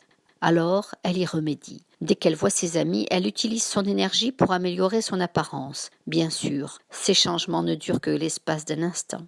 Je crois que cette Joséphine va perdre, dis-je amusée. Oui, Cathy s'est plus préoccupée de sa chevelure, me fit-elle en répondant à mon sourire par un petit hochement de tête. Joséphine parle durement des filles. Quelle méchante vieille femme, remarquai-je avec colère. Malheureusement, beaucoup de transparents pensent comme elle. Les filles sont un calvaire pour beaucoup de familles, dit Dvamila affligée. Il est inutile de discuter avec elle. Quel dommage. Cette idée est tellement ancrée en elle, surtout chez les femmes de la terre d'en haut, et Joséphine est de là-bas. Elle ne s'installa dans le village que depuis la mort de son frère, il y a plusieurs années. Je la trouvais si triste que je changeai de sujet en lui parlant de mes nouveaux amis. Nous nous dirigeâmes vers le cimetière. Un immense portail en fer forgé noir était grand ouvert. Les traverses étaient propres. Des fleurs décoraient les monuments. D'impressionnants caveaux dressaient leurs pierres tombales vers le ciel. Nous nous engageâmes dans différentes allées et enfin Dvamila s'arrêta au niveau d'une sépulture. Le nom et les dates de naissance et de décès étaient gravés sur la pierre, rien de plus. Une plaque de marbre était posée avec une simple inscription « À notre cher ami ». De chaque côté de la tombe, le lieu de repos de deux vieux messieurs, guère mieux décorés. Je sentis un immense poids sur les épaules. Cet endroit était triste. L'après-midi, le cœur battant, je pus enfin rentrer dans la grange pleine de paille où l'oiseau nichait. Il était aussi grand et aussi impressionnant que dans mes souvenirs. Il ouvrit les yeux dans la pénombre, il brillait. Il ne broncha pas à mon approche. Dvamila, devant moi, lui caressa le cou. Je fis de même. Elle nous laissa seuls jusqu'à tard le soir et je me mis à lui parler de mon école et des nouvelles connaissances faites là-bas. Le week-end passa trop vite. Les cours reprirent. Des habitudes s'installèrent. Je me sentais bien auprès de Pierrick et de Myriam, que je trouvais sympathiques. Ma relation avec Marc était des plus strictes. Il m'ignorait royalement et je lui rendais l'appareil. La deuxième semaine au camp finit sur le cours de Valda. Il nous enseigna la deuxième partie de la leçon sur la subjectivité du temps. Peu d'élèves y participèrent avec enthousiasme et personne ne leva le doigt. Valda fit sa deuxième leçon comme la première, tout seul. « Regardez ces Scarazars, monologua-t-il. Leur vie est pour eux longue et laborieuse. Pour nous, cette même durée de vie est insignifiante. » Devant chaque élève, il y avait un bocal plein de ces insectes. C'étaient des bestioles petites, extrêmement nerveuses et rapides. Elles grimpaient les parois sans cesse à la recherche d'une ouverture. Elles avaient le corps plat et des pattes de lézard. La tête, armée de grandes mandibules entre deux antennes, était chargée de dards empoisonnés. Pendant ce monologue ennuyant, Marc changea de position. Une feuille pliée tomba de sa poche de pantalon. Janil, assis derrière lui, la vit. Il tendit discrètement les doigts vers elle et elle plana au ras du sol jusqu'à sa main. Maître Valda aboya un ordre. « Monsieur Ticker, veuillez me remettre cette feuille, je vous prie. » Janil se leva et la lui présenta. En repassant à la hauteur de Marc, il lui fit un sourire sardonique. Maître Valda l'ouvrit. Ses yeux parcoururent les lignes d'écriture et d'un air dédaigneux, il commença à lire. Mon amour, Marc pâlit. Je suis d'accord pour qu'on se voie dimanche dans le gros chêne, celui de la fontaine, la bataille. Le teint de Marc vira au vert olive. Celle que tu aimes. Je savais, pour l'avoir entendu dire à Pierrick, que le père de Lily n'acceptait pas que sa fille fréquente un garçon. C'était un antiféministe pur et dur. Marc pensait que son paternel pouvait même être violent. Or, la plupart des élèves soupçonnaient Marc de s'intéresser à Lily, mais personne ne savait encore si c'était réciproque. Il ne fallait pas qu'il devine que c'était lui qui avait fait tomber la lettre. Il comprendrait qu'elle provenait de Lily. Il aurait des ennuis et elle aussi. Quand Valda finit, quelques jeunes pouffèrent de rire. D'autres jugèrent maître Valda abject et le lui prouvèrent par un lourd silence. « Est-ce à vous, monsieur Digard ?» demanda-t-il à Janil. « Non, maître, » répondit Janil qui jubilait. « Je l'ai trouvée par terre. Elle est tombée. » C'est alors que je ne sais ni comment ni pourquoi, ma main se leva et mes lèvres prononcèrent ces mots. « C'est à moi !» criai-je en interrompant Janil. Mais il finit par dire « Elle est tombée de la poche de monsieur Minot. »« Parce que je le lui ai confiée pour qu'il la lise !» certifiai-je avec aplomb. Tous les regards convergèrent vers moi, sauf celui de Marc. « Ah, je vois, monsieur Martillac, je vous reconnais bien là. Vous êtes bien le fils de votre père, Matteo Martillac. Tel père, tel fils. Tel père, tel fils. Obtenir un rendez-vous galant en moins de 2 semaines d'école est dans votre état un record, dit-il d'une voix méprisante, la lèvre prête à se détacher. J'étais atterrée. Comment osait-il, ce vautour de malheur, insulter mon père? Sur le point d'exploser, je sentis mes joues cuire sous la bouffée de chaleur. Maître Valda attendit, ravi. Un bruit assourdissant détourna notre attention. Des cris fusèrent de toutes parts. Françoise hurla, perchée sur les épaules de Serge, l'étouffant et déformant son visage sous l'étreinte de ses cuisses. Agnès, plus distinguée, à califourchon sur le dos d'un élève, lui perça les oreilles avec des mises en garde qui se résumaient par des « Ah !» à plein poumon. Mon regard rencontra celui de Pierrick. Il me fit un clin d'œil. Il était à genoux et ramassait les débris des bocaux qui avaient renfermé les scarazars que nous étudions. Ils avaient tous explosé, libérant les insectes. Pierrick avait une attitude si posée, si calme dans ce capharnaüm, que j'eus l'impression de prendre une douche froide. Je frissonnai. Ma colère tomba soudainement. Inversement, Valda perdit son flegme. Jacqueline, la jeune fille de l'abri navette, avait sauté de table en table pour finir sur celle du maître. Elle l'agrippa pour en faire un rempart contre les insectes qui couraient partout. Maître Valda se dégagea rageusement et d'un simple geste de la main, accompagné d'un murmure, il réduisit les scarazars en d'inoffensifs œufs. Le silence se fit instantanément. Il punit Pierrick pour sa maladresse et lui dit que prochainement, il devrait s'occuper des œufs jusqu'à leur éclosion, ensuite les nourrir tous les jours pendant 1 semaine. Et, pour tout de suite, il lui faudrait ranger la classe. Quand la cloche sonna à la fin de l'heure, Janil ravi fit tomber les feuilles qui jonchaient la table de son voisin. Pierrick commençait à balayer la classe. Je me dirigeai vers maître Valda et lui demandai la lettre. « Vous n'irez pas bien loin, Martillac, j'y veillerai personnellement, » me menaça-t-il en me l'attendant. Je la pris et quittai la salle. Dans le couloir désert, Marc m'attendait, les mains dans la poche, l'air gêné. Je la lui rendis. Les parents de Lily sont très sévères. Ils refusent qu'elle sorte avec moi. Ils n'autorisent la présence d'un garçon à côté d'elle qu'en classe ou qu'à table dans le réfectoire. D'ailleurs, je pense que même là, ils n'auraient pas accepté ma présence. Rien que mon prénom les met hors d'eux, me souffla-t-il en regardant sa chaussure écraser avec acharnement une poussière. Il reprit, révolté. Et le père de ce cafard de Janil est un ami de son paternel. Il ne pourra rien rapporter tant qu'il n'est pas sûr, et tu as créé le doute. Merci. Livre de Pierrick. Pierrick était content. Après l'événement avec la lettre que maître Valda lut à haute voix, Marc apprit à être plus affable avec Morgan. Ses remarques et ses airs de silence désobligeants disparurent.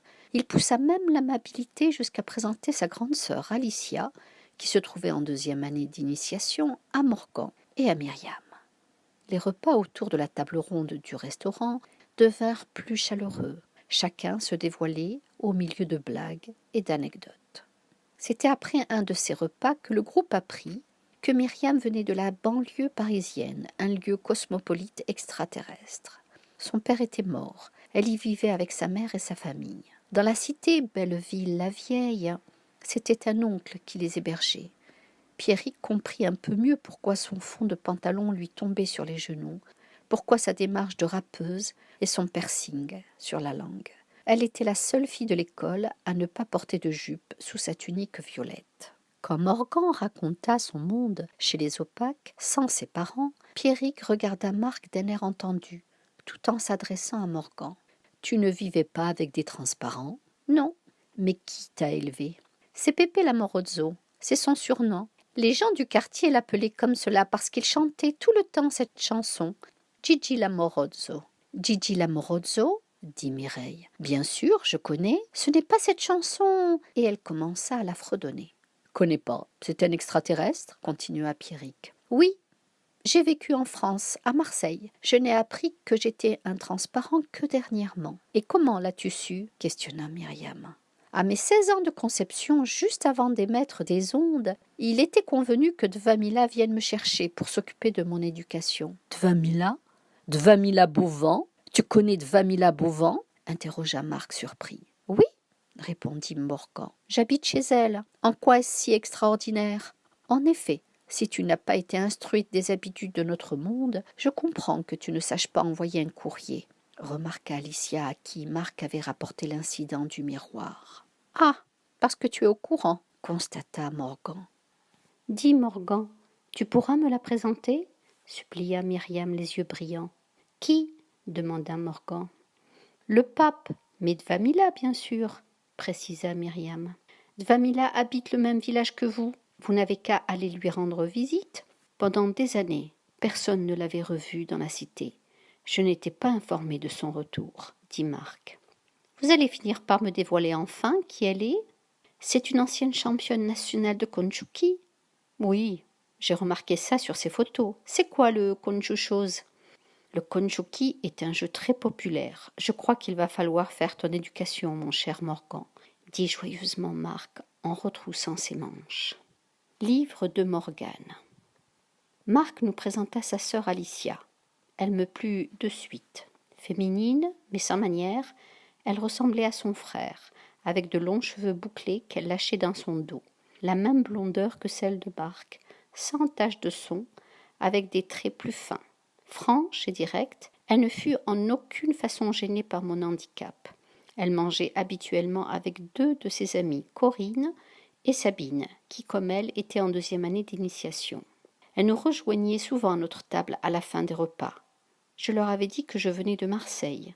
C'était ce que Dvamila m'avait conseillé de dire au moment où, immanquablement, j'allais parler de l'endroit où j'avais grandi. 4 élèves occupaient une chambre. Dans celle de Pierrick et de Marc, il y avait Serge, le gaffeur, celui qui arrivait toujours en retard pour prendre la navette volante. Il ne lâchait pas son éternelle fermeture éclair. Il y avait aussi Antoine, un garçon noir à la dentition très blanche, impressionnante. Il parlait en taisant les R. Il avait des cheveux crépus et dressés sur la tête. Il ne pouvait pas entrer un peigne. Un matin, je le vis rasé complètement. Le crâne lisse. Il me fit penser à la tête des bourgeois, opaque. Après la seconde d'étonnement, le fou rire. Il ne s'en émeut pas et nous dit qu'une fois tous les 2 ou 3 mois, il se coiffait avec le rasoir. Il commençait le mois sans cheveux et le finissait avec une touffe hirsute. Régulièrement, je pris l'habitude de retrouver mes nouveaux camarades dans le petit salon. C'était une salle commune qui réunissait les étudiants de 2 chambres attenantes. Dans l'autre chambre, il y avait Elvis Batineau. C'était un élève petit, brun et facétieux qui était dans la même classe et le même groupe que nous. Henri Julnot, qui avait des manières collet-montées. Bastien Dupont, un grand colérique qui possédait une rate. Julien Fossé, qui n'arrêtait pas de parler de son village d'origine, Montvu-la-Haute, dans la terre d'en haut. Nous nous retrouvions tous dans ce petit salon. Alicia et Myriam étaient les seules filles dans le groupe. Livre de Pierrick. Pierrick se rendit dans la salle des squelettes. C'était ainsi que les élèves surnommèrent la salle de maître Valda. Ce dernier, assis derrière son bureau, écrivait. Il releva la tête et sans un seul mot indiqua le vivarium contenant les œufs de Scarazar. Devant l'air interrogatif de son élève, il ne dit rien.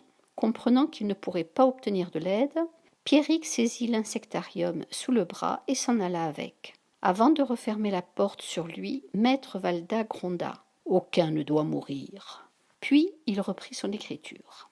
Encombré par l'objet, Pierrick rejoignit ses camarades dans le petit salon. Ils l'entourèrent et se demandèrent de quoi pouvaient se nourrir des œufs de Scarazar. Ils se retournèrent tous vers Alicia, attendant la réponse. « Vous pensez que je suis une encyclopédie ambulante ?»« Oui, » confirma Marc. « Eh bien, l'information sur la nourriture des bébés Scarazar manque, » dit-elle d'une voix bourrue. « Il va falloir chercher, car il m'a dit qu'aucun ne devait mourir. »« C'est parti !» s'écria Myriam. « Chacun à son poste.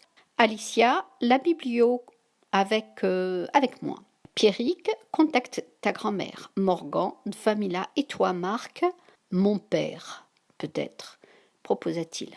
Ni Famila ni la grande-tante de Pierrick ne surent répondre. Alicia et Myriam ne trouvèrent rien à la bibliothèque. Pierrick se demandait combien de temps mettrait des œufs pour devenir larve de Scarazar. Si l'on faisait des essais, des feuilles de différents buissons. Bon, ok, répliqua Pierrick sans grande conviction. Malheur! Et si vous les empoisonnez? S'inquiéta Alicia. Oui, tu seras dans le caca, dit Marc. Bon alors, que faire? Dit Pierrick, excédé. Peut-être qu'une personne pourra répondre. Qui? Janil, suggéra Marc d'une grosse voix en faisant le gorille. Rire général. Valda n'avait pas précisé que sa mère s'occupait de la maison. Peut-être du jardin aussi, releva Myriam les larmes aux yeux. En attendant qu'on trouve, il faut espérer qu'ils ne mourront pas. Livre de Morgane. Le mercredi après-midi, je déjeunais avec Myriam. Elle finit sa tasse, s'essuya les lèvres et me dit « Bon, je vais aller courir dans le jardin. L'inscription du Kunchuki approche. Il me faut être en forme. L'as-tu déjà visité ?»« Non, je n'ai pas eu le temps, » répondis-je, la bouche encore pleine de bulles pétillantes de cette boisson jaune que j'ai appris s'appeler jus de nouba. Je comptais justement le faire ce matin. Le jardin entourait le camp jusqu'aux falaises. C'était un merveilleux parc, bien plus grand et plus fleuri que celui de la cour de récré. Il ressemblait au jardin de l'impressionniste Monet que j'avais eu l'occasion d'admirer sur toile, lors de trop rares visites gratuites du jeu de paume à Paris. Il y avait encore des parterres de couleurs vives, des plantes grimpantes sauvages savamment mélangées à de précieux spécimens. Il était reposant. Je poussai les roues de mon fauteuil entre deux petites haies de buis et laissai le vent salé me caresser les joues. Une bulle de savon vola autour de moi. Elle s'immobilisa à la hauteur de mon front et je vis à l'intérieur un minuscule être humain. Je n'en croyais pas mes yeux. J'entendis dans ma tête une toute fine voix carillonner. « Je suis une elfe des brumes océanes. Ferme la bouche. Tu as l'air d'un poisson hors de l'eau. » Aussitôt, je refermai la bouche. « Ah, c'est un peu mieux. Quel est ton nom ?»« Morgan. » Elle se boucha les oreilles. « Ne crie pas si fort, » grimaça-t-elle. « Morgan, » chuchotai-je. « Et vous ?»« Elvira. Tiens, voilà quelqu'un. » Et sur un ploc, elle disparut. Myriam arrivait en courant. Elle s'arrêta à ma hauteur et se mit à faire des gestes d'assouplissement. « As-tu déjà vu un elfe des brumes océanes ?» murmurai-je. « Oui, » ricana Myriam. « Tu peux parler plus fort, je n'en suis pas un. » C'est surprenant, non? Ce sont eux qui gardaient le camp des ennemis qui venaient de l'océan. Bon, je dois continuer, il faut que je sois en forme pour le Kunchuki. Et elle s'éloignait en courant. Je cherchais une bulle, mais en vain. J'étais bien seule.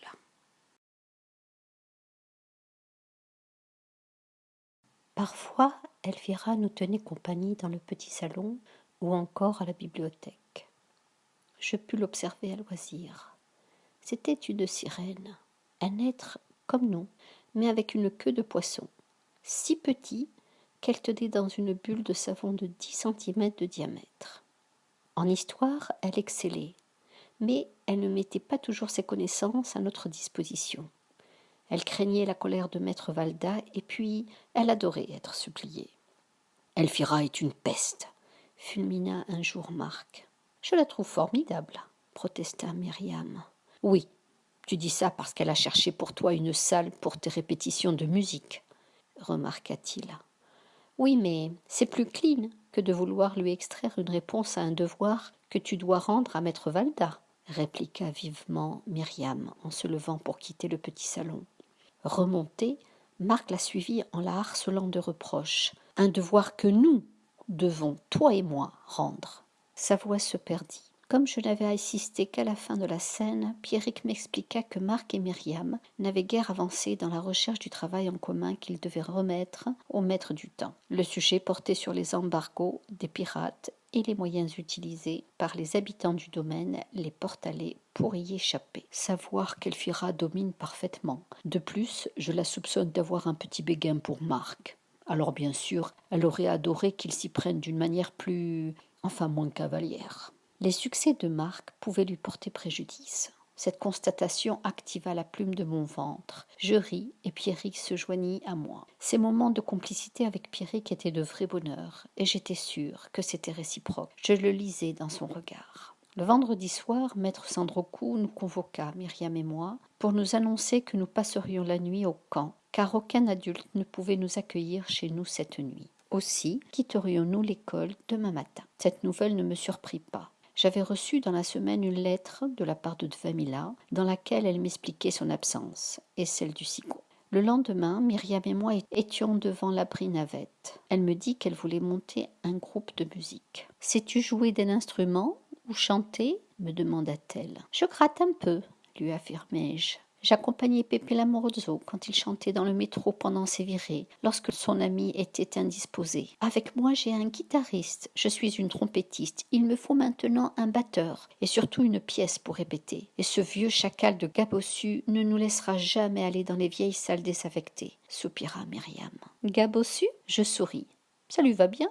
Oui. Je trouve aussi, dit-elle complice. Puis elle s'exclama aussitôt. Mais j'arriverai bien à dénicher la perle rare. Puis, avec surprise, je l'entendis siffler longuement. Je vis la silhouette d'une autruche surgir du coin de la bâtisse, courir vers nous et s'arrêter à notre hauteur. Elle avait un large bec de canard et des pattes palmées. Myriam me fit un grand sourire et me dit « Excuse-moi, mais je dois faire vite. La navette les samedis est très demandée. Elle risque de venir avec du retard. Les canatruches sont moins confortables, mais bien plus rapides. » Et sur ce, elle grimpa sur la selle qui encerclait l'animal et bientôt disparut sur la route qui menait à Belleville-la-Vieille. La navette me prit 10 minutes plus tard et je fus de retour chez Dvamila où Robotique s'activait dans la cuisine. Une odeur des plus alléchantes me mit l'eau à la bouche. « Dvamila rentre cet après-midi. J'ai préparé une moussaka. Je sais si Goumeimoun gourmand d'aubergine, m'informa l'androïde. Quelle poisse, pensai-je. Je ne pourrais pas rester seule.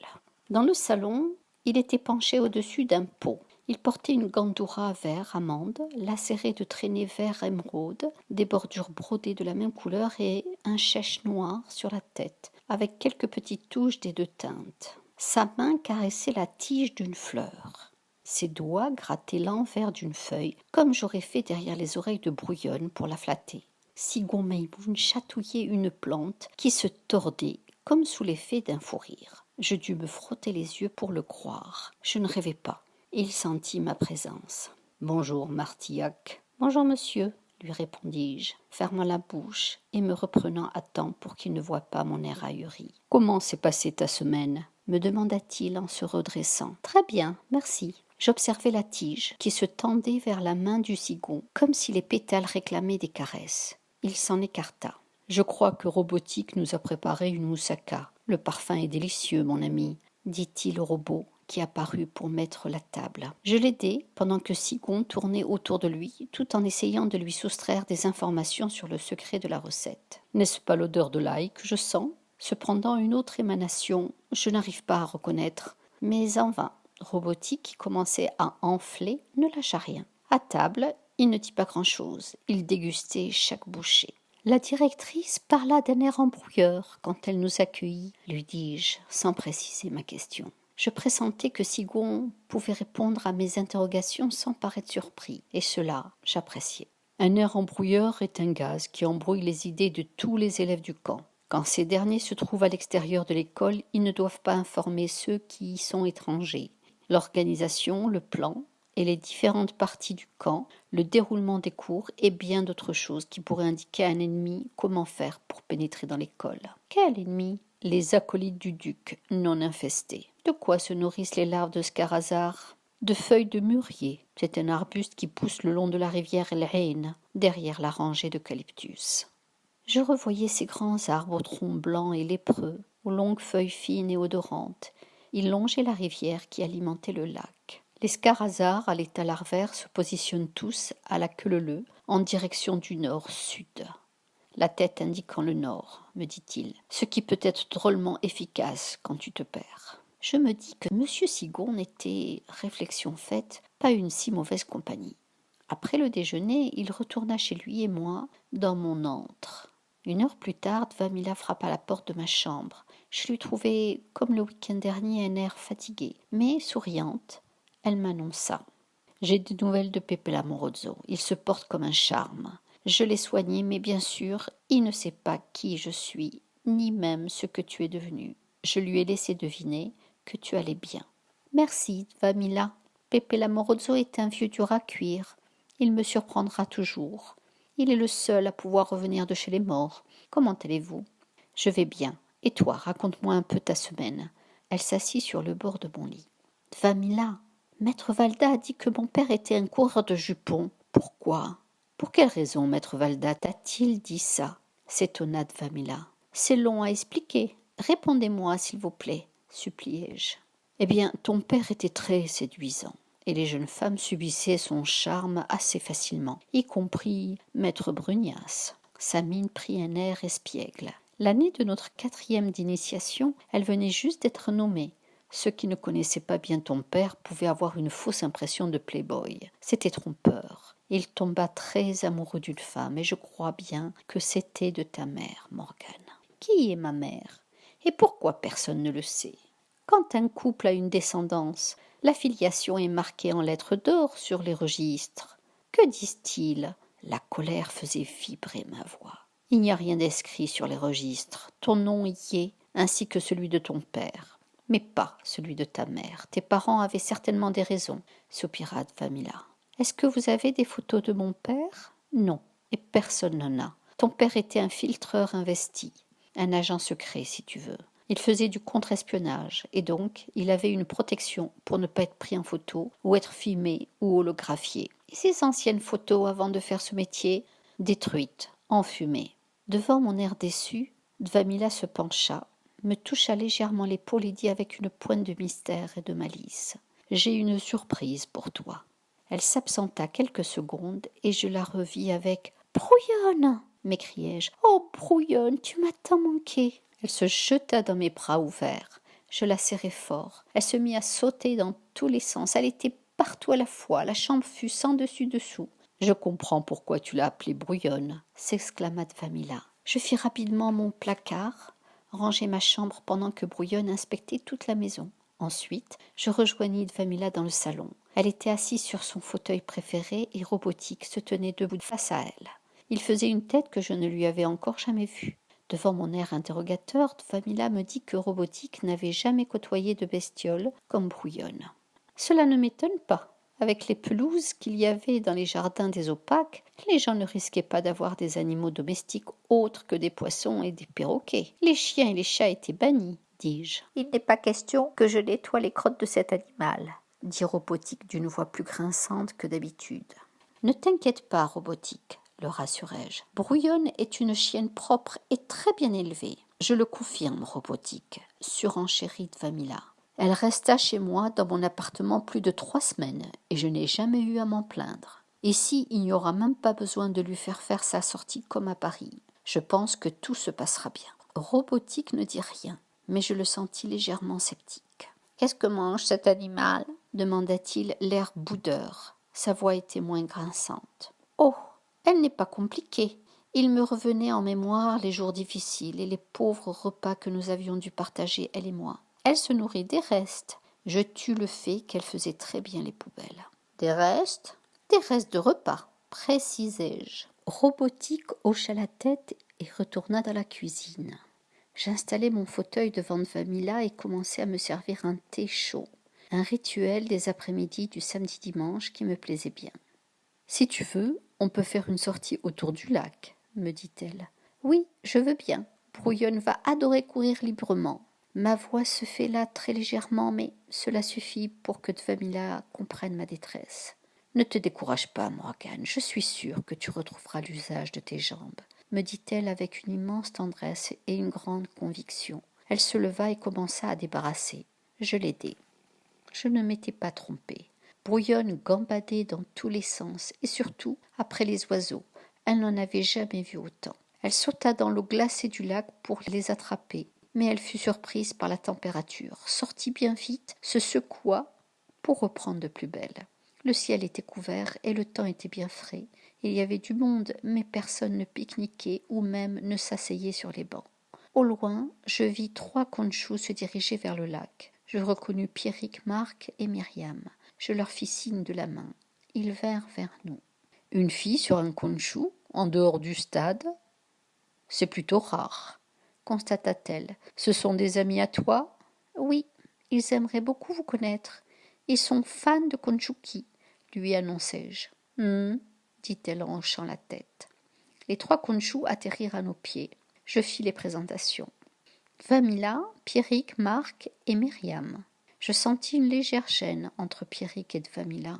Je fus surprise de voir Myriam toute timide et Marc se dandiner sur place. « Bonjour. »« Bonjour. Vous êtes, vous aussi, en première année d'initiation ?»« Oui, » répondit Pierrick. Brouillonne courut vers nous. Elle s'arrêta contre mes jambes, la langue pendante. Je lui caressai le poil humide et la présentai au groupe. Brouillonne s'adapta très vite à la compagnie de Pierrick, de Myriam, de Marc et d'Alicia, qu'elle ne connut qu'une fois emménagée dans les jardins. Le soir de son installation, Elphira vint dans le réfectoire furieuse. « C'est à qui ce clébard affreux et insupportable qui jappe sans arrêt et qui me casse les oreilles ?» demanda-t-elle à tue-tête. Les regards se tournèrent vers nous. Parfois elle pouvait parler fort et même très fort.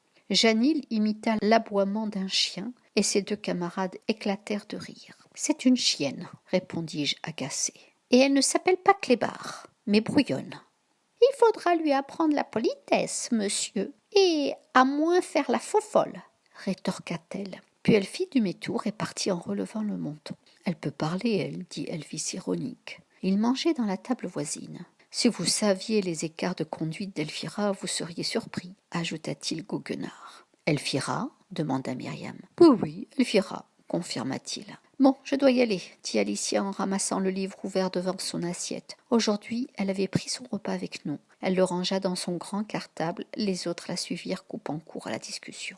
Les fins de semaine, on se retrouvait au bistrot du coin, le bar de l'oncle de Myriam.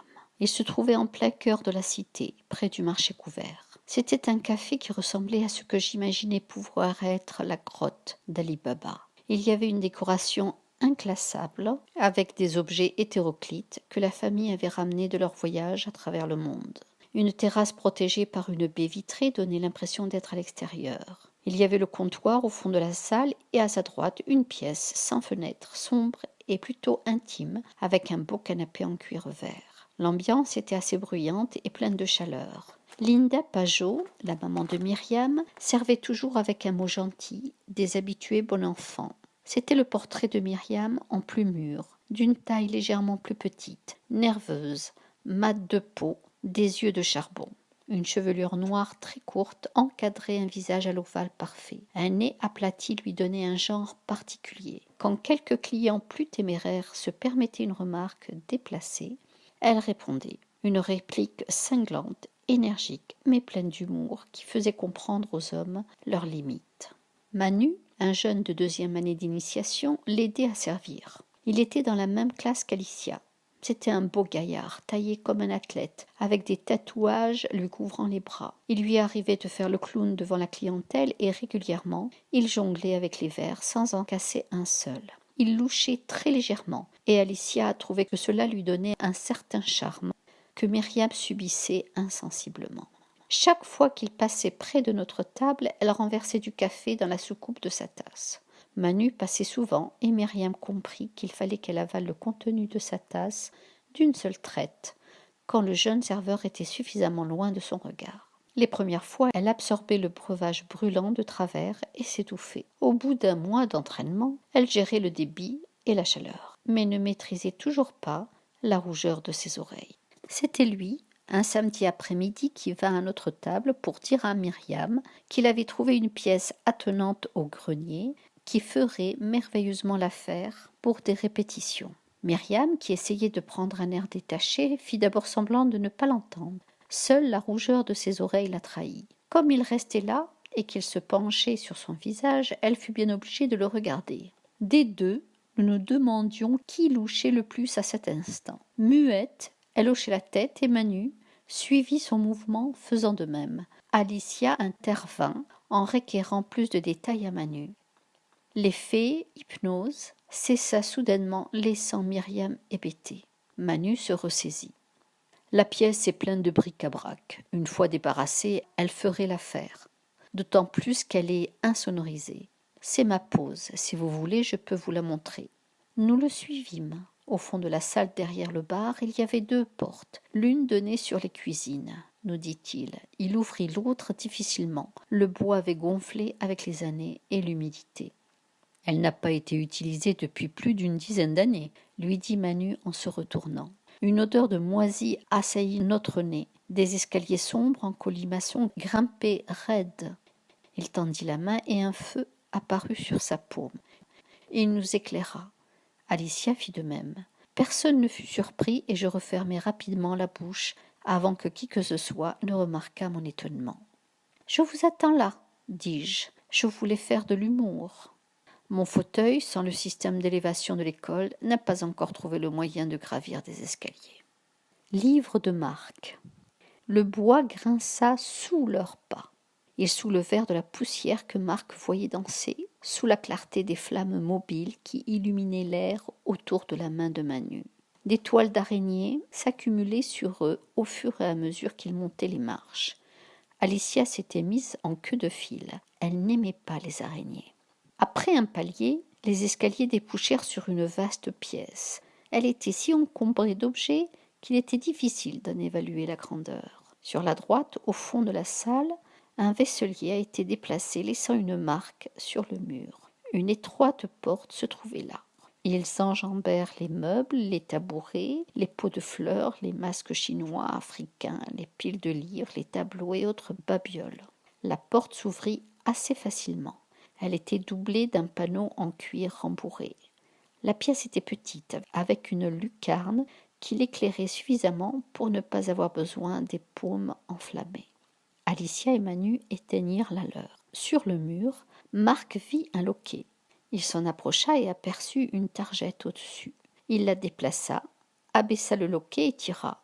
Elle résista. Il poussa. Elle s'ouvrit dans le vide et il serait tombé dans la cour arrière du bistrot sans le concours de Pierrick, qui lui prit le bras à temps. « On pourra faire monter Morgan par là !» lança Marc, qui se remit d'aplomb. Il se pencha prudemment pour jeter un œil à l'extérieur. La cour était un entrepôt. « Génial !» s'écria Myriam, qui était passée devant Manu. Elle balaya du regard la pièce et déjà organisait l'espace pour s'installer. « On placera là la batterie !» soliloquait-elle en indiquant le coin droit sous la lucarne. « Ici les chevalets de la guitare, là celui du saxo. » À son centre, il y avait une méridienne qui croulait sous de vieux manuscrits. « On n'enlèvera pas le canapé, sauf s'il est pourri, » continua-t-elle en s'en approchant, et elle se mit à empiler les feuillets qui le recouvraient. « Il ne semble pas trop mal, » constata-t-elle. « Ici, pas de gros meubles, on pourra assez facilement virer tout ça. » Elle se retourna et fit un sourire éclatant au jeune employé qui attendait son appréciation et qui fut servi. « Quand peut-on commencer ?» demanda-t-elle en les regardant. « Quand tu veux, » répondit Pierrick. « Quand tu veux, » répétèrent Marc et Manu en chœur. Elle hocha la tête, confuse, heureuse, sans voix, les yeux embués, le sourire tremblant. « C'est parti !» fit Manu en joignant le geste à la parole. Alicia s'échappa en lançant au groupe « Je vais avertir Morgan !» Pierrick et Manu commencèrent à débarrasser un passage dans la grande salle pendant que Marc et Myriam s'occupaient de la petite. Livre de Morgan. J'entendis quelqu'un descendre et 1 minute plus tard vis Alicia recouverte de fines particules. « Il y a une petite salle poussiéreuse qui pourrait faire l'affaire. Viens, on va derrière, dans la cour, je vais te montrer. » Tout en parlant, elle s'époussetait en se donnant de grandes claques. Je la suivis. La cour servait d'entrepôt. Alicia m'indiqua la porte de la pièce à l'étage. « Il faudra chercher un moyen pour te faire grimper là-haut, » me dit-elle. Oui, génial, pensai-je. Je ne voyais pas comment. J'avais envie de bousiller mon fauteuil. La solution fut trouvée par Pierrick et Marc. Ils soutinrent 2 longs tubes qui, du rebord de la fenêtre, arrivaient jusqu'au sol de la cour. Ils branchèrent un moteur électrique sous une planche qu'ils accrochèrent entre les 2 tubes. Cette installation leur prit tout un week-end. Le samedi suivant, je pus avancer mon fauteuil sur la planche. Marc y fixa 2 crochets et je fus tiré par le moteur jusqu'en haut. Pierrick m'attendait sur le rebord de la fenêtre. La pièce me plut. Une petite bibliothèque occupait un pan de mur. « Ce sont des livres qui datent, » me dit Myriam qui remarqua mon regard. « Le canapé aussi. Voilà, » me dit-elle. « Qu'en penses-tu ? Pour commencer, nous serons d'abord 2. Mais bientôt, je suis sûre qu'1 ou 2 musiciens nous rejoindront. » Je lui souris, heureuse. La musique me manquait et elle ne m'aurait pas proposé de faire un groupe. Je me serais inscrite à un club que je savais se trouver en plein centre-ville, près du marché. Malgré ces petits bonheurs, j'étouffais. J'avais besoin de courir, de marcher. Et par-dessus tout, j'avais une folle envie de remonter sur Condorcet. Après les séances de répétition de jazz au bistrot du coin, quand Vamila était là et que l'oiseau dormait dans la grange, je ne me privais jamais d'une longue visite. Il me connaissait de mieux en mieux. La présence de Vamila devenait inutile. Il me laissait l'approcher, le caresser. Je passais des heures à lui parler, jusqu'au jour où Vamila réinstalla la selle aux 2 fourreaux pour enfiler mes jambes inertes. C'était un dimanche matin. Je pus chevaucher Condorcet, prendre les rênes qui lui enserraient son bec crochu, et je fis mon premier vol, seul sur son dos, perdu dans l'immensité d'un ciel, aux lueurs brillantes et rosées de l'aurore. Ce moment fut magique. Je me sentis libre et plus légère que la brise. L'autre petit bonheur que je m'offris était le mercredi suivant. Je savais que Pierrick, Marc et Myriam allaient s'inscrire au club de Conchouki. Le stade de Belleville-la-Vieille se trouvait au nord du lac. Il longeait le cimetière. 3 clubs de Conchouki s'affrontaient depuis une date oubliée, même par les anciens de la cité. Le club des Bellevillois rouges, le club des Bellevillois jaunes et le club des Bellevillois bleus. Ils se répartissaient les heures du mercredi pour s'entraîner sur le même stade. Chacun de ces clubs avait son entraîneur. Ce jour-là, le ciel était couvert. Il annonçait un gros orage. Je décidai malgré tout d'y faire un saut. Devant les locaux, les jeunes faisaient la queue. Il y avait Manu, Myriam, Marc et Pierrick dans la même file d'attente. Ceux qui s'étaient inscrits en ressortaient avec une combinaison de couleur jaune et un immense sourire de conquérant. Après les inscriptions, je m'installai dans les gradins pour les voir s'entraîner. Le stade faisait bien la grandeur de 4 terrains de foot réunis. Il était ovale. Autour et au centre du stade, il y avait des gradins. Ceux du centre étaient pour le jury et les personnes importantes, m'apprit plus tard Myriam. Un grillage rigide et épais de la hauteur d'un mur de 3 mètres protégeait le public d'éventuels accidents. La pluie tombait drue quand les joueurs se mirent en ligne, debout sur leur conchou. L'entraîneur des jeunes était une femme, Madame Volovan. Elle donna le départ pour une course. Il s'agissait de faire 3 tours de stade et sous cette pluie, ce n'était pas une simple affaire. Pour la 2e épreuve, des barres horizontales tout le long du parcours sortirent des parois qui délimitaient le terrain. Les joueurs, debout sur leurs conchous volants, devaient slalomer au-dessus et en dessous, sans ralentir et sans se tromper. Les gouttes tombaient si denses qu'on ne voyait plus rien. Les entraînements finirent un peu plus tôt que prévu. Pendant que les joueurs prenaient leur douche, j'attendais Pierrick, Marc et Myriam dans la buvette du club. Ils revinrent aussi gaillards qu'au départ. Un élève petit, très brun, se mit face à un autre joueur du nom de Watzar, grand et musclé. Il contestait les échauffements qu'il trouvait trop faciles. Watzar était le capitaine d'équipe et il était en 3e année d'initiation. Il était apprécié par les joueurs. Adossé au bar, un verre de nougat dans les mains, il baissait les yeux sur le rouspéteur qui se débattait dans des explications fouilles. « Celounès, quelle teigne !» me chuchota Myriam. « Allons au bistrot du coin, on l'entendra moins. » Nous passâmes le reste de la journée ensemble. J'étais heureuse d'être avec eux. Je me promis d'assister aux entraînements et de venir tous les mercredis après-midi. Chapitre 5. Le rêve. Livre de Pierrick. Comme tous les samedis matins, dans la boulangerie, Pierrick faisait la queue pour acheter le pain. Il devait traverser la forêt dormante et toute une partie de la cité pour venir jusqu'ici. Son Conchou connaissait la route. Bien sûr, il avait l'excuse du pain, qui était meilleur, mais aussi celle plus secrète de voir Agnès derrière le comptoir. Elle était là, qui encaissait et rendait la monnaie, vêtue d'un tablier bleu turquoise et d'une toque de la même couleur. Elle était très jolie, et chaque fois cette vision le comblait. Il se sentait bien pendant tout le week-end. Près d'elle, sa mère servait le pain et lui dictait l'emplette du client. Le travail était rapide et efficace. Il commanda son pain, salua Agnès d'un signe de tête. Son cœur s'emballa. Il paya et partit. Il ira tout à l'heure à son anniversaire.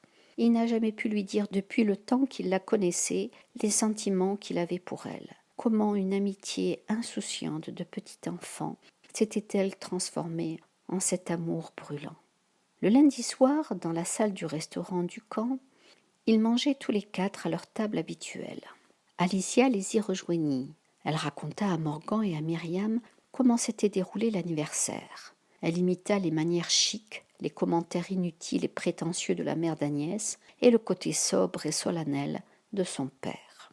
Pour l'occasion, ses parents lui offrirent pour le mois d'août prochain un voyage en Amérique. « Aller loin, c'est tellement fantastique !» rêva-t-elle en posant sa tête sur ses mains, les yeux dans le vague. Puis soudain, elle se tourna vers Morgan et Myriam pour leur demander « Mais au fait, vous aussi avez fait un long voyage, Paris et Marseille, c'est très loin d'ici, comment avez-vous fait pour venir ?»« Moi, je suis venue avec mon oncle, nous avons pris les cascades, dit Myriam. J'aimerais beaucoup voyager. Il paraît que les cascades sont très belles à voir, commenta Alicia d'un air rêveur. Et toi, Morgan, comment es-tu venu ? Dvamila et moi avons monté Condorcet. Et devant leur mine interrogative, Morgan ajouta « C'est le Condor Aigle de Dvamila. »« Vous avez fait Marseille le domaine sur un oiseau ?» questionna Alicia. « Presque. » Morgan hésita une fraction de seconde avant de préciser « Nous sommes passés par Paris et avons fait un rapide arrêt dans la forêt des secrets. » Pierrick suspendit son geste et reposa sa fourchette, garnie d'un morceau de beefsteak. Marc releva les yeux de son assiette. Myriam et Alicia s'écrièrent en chœur. « La forêt des secrets ?» De suite, elles baissèrent le ton et se retournèrent pour vérifier si des élèves avaient écouté. « Mais c'est hyper dangereux !» s'exclama Myriam. « Je me doute bien que les secrets peuvent être un lourd fardeau, mais je ne vois pas pourquoi c'est si dangereux. » Quand le secret d'un individu est entendu par une autre personne, cette dernière est hantée par ce secret. Elle en rêve sans cesse, et s'il se réalise, la personne en meurt, dit Myriam d'une voix bouleversée. « As-tu entendu un secret ?» chuchota Alicia. Pamela m'avait posé la même question, et je lui avais dit que je n'avais rien entendu. En fait, il y a eu comme un échange de discussions, c'était presque inaudible, mais depuis, dans mes rêves, j'entends de plus en plus distinctement ces voix. Elles n'arrêtent pas de répéter les mêmes mots. Maintenant, je peux vous dire avec précision ce que c'était, car depuis peu, cela se clarifie dans ma tête. Les voix très nettement disent « Il faut… » « Attends !» hurla Myriam en l'interrompant. Elle poursuivit, confuse, scrutant de toutes parts. « Il faut que tu saches que tu ne peux dévoiler le secret entendu qu'à seulement 4 personnes. Et surtout pas plus. » Ils la regardèrent, tout interdit. « C'est vrai ce qu'elle dit ?» questionna Marc, sa sœur. « Je ne sais pas, » répondit-elle l'air penaud. « Je vous le certifie. Si plus de 4 personnes sont informées, tu meurs, Morgan, » insista Myriam. Sa voix basse devint fébrile et son expression hagarde. « Mon père !» Son souffle se fit court. Devant nos 4 paires de yeux, elle finit par lâcher. Mon père alla dans cette forêt et avait surpris un secret terrible. Je sais de quoi je parle quand je vous dis que c'est vraiment sérieux. Si l'un d'entre nous répète sans réfléchir ce que tu nous confies, Morgan, tu risques de mourir. Qu'est-il arrivé à ton père? Demanda Morgan. Il est mort. Sa voix contenait un sanglot. À cause du secret? Questionna Alicia. Oui, il se réalisa malgré tous ses efforts et les efforts des personnes qui étaient au courant. Il y eut un moment de silence. Morgan sentit tout le monde curieux de connaître le secret entendu, mais en même temps respectueux de sa douleur. Je crois, Morgan, que tu as besoin de temps et de réflexion, commença Pierrick. Non, c'est tout réfléchi. Je vais vous révéler ce que j'ai entendu. Dis-moi seulement, Myriam, si ceux qui écoutent le secret risquent quelque chose. Non, ils ne risquent rien.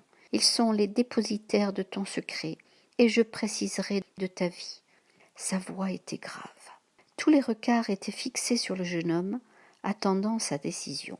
Une chose alors se produisit qui finit par le décider sans discussion.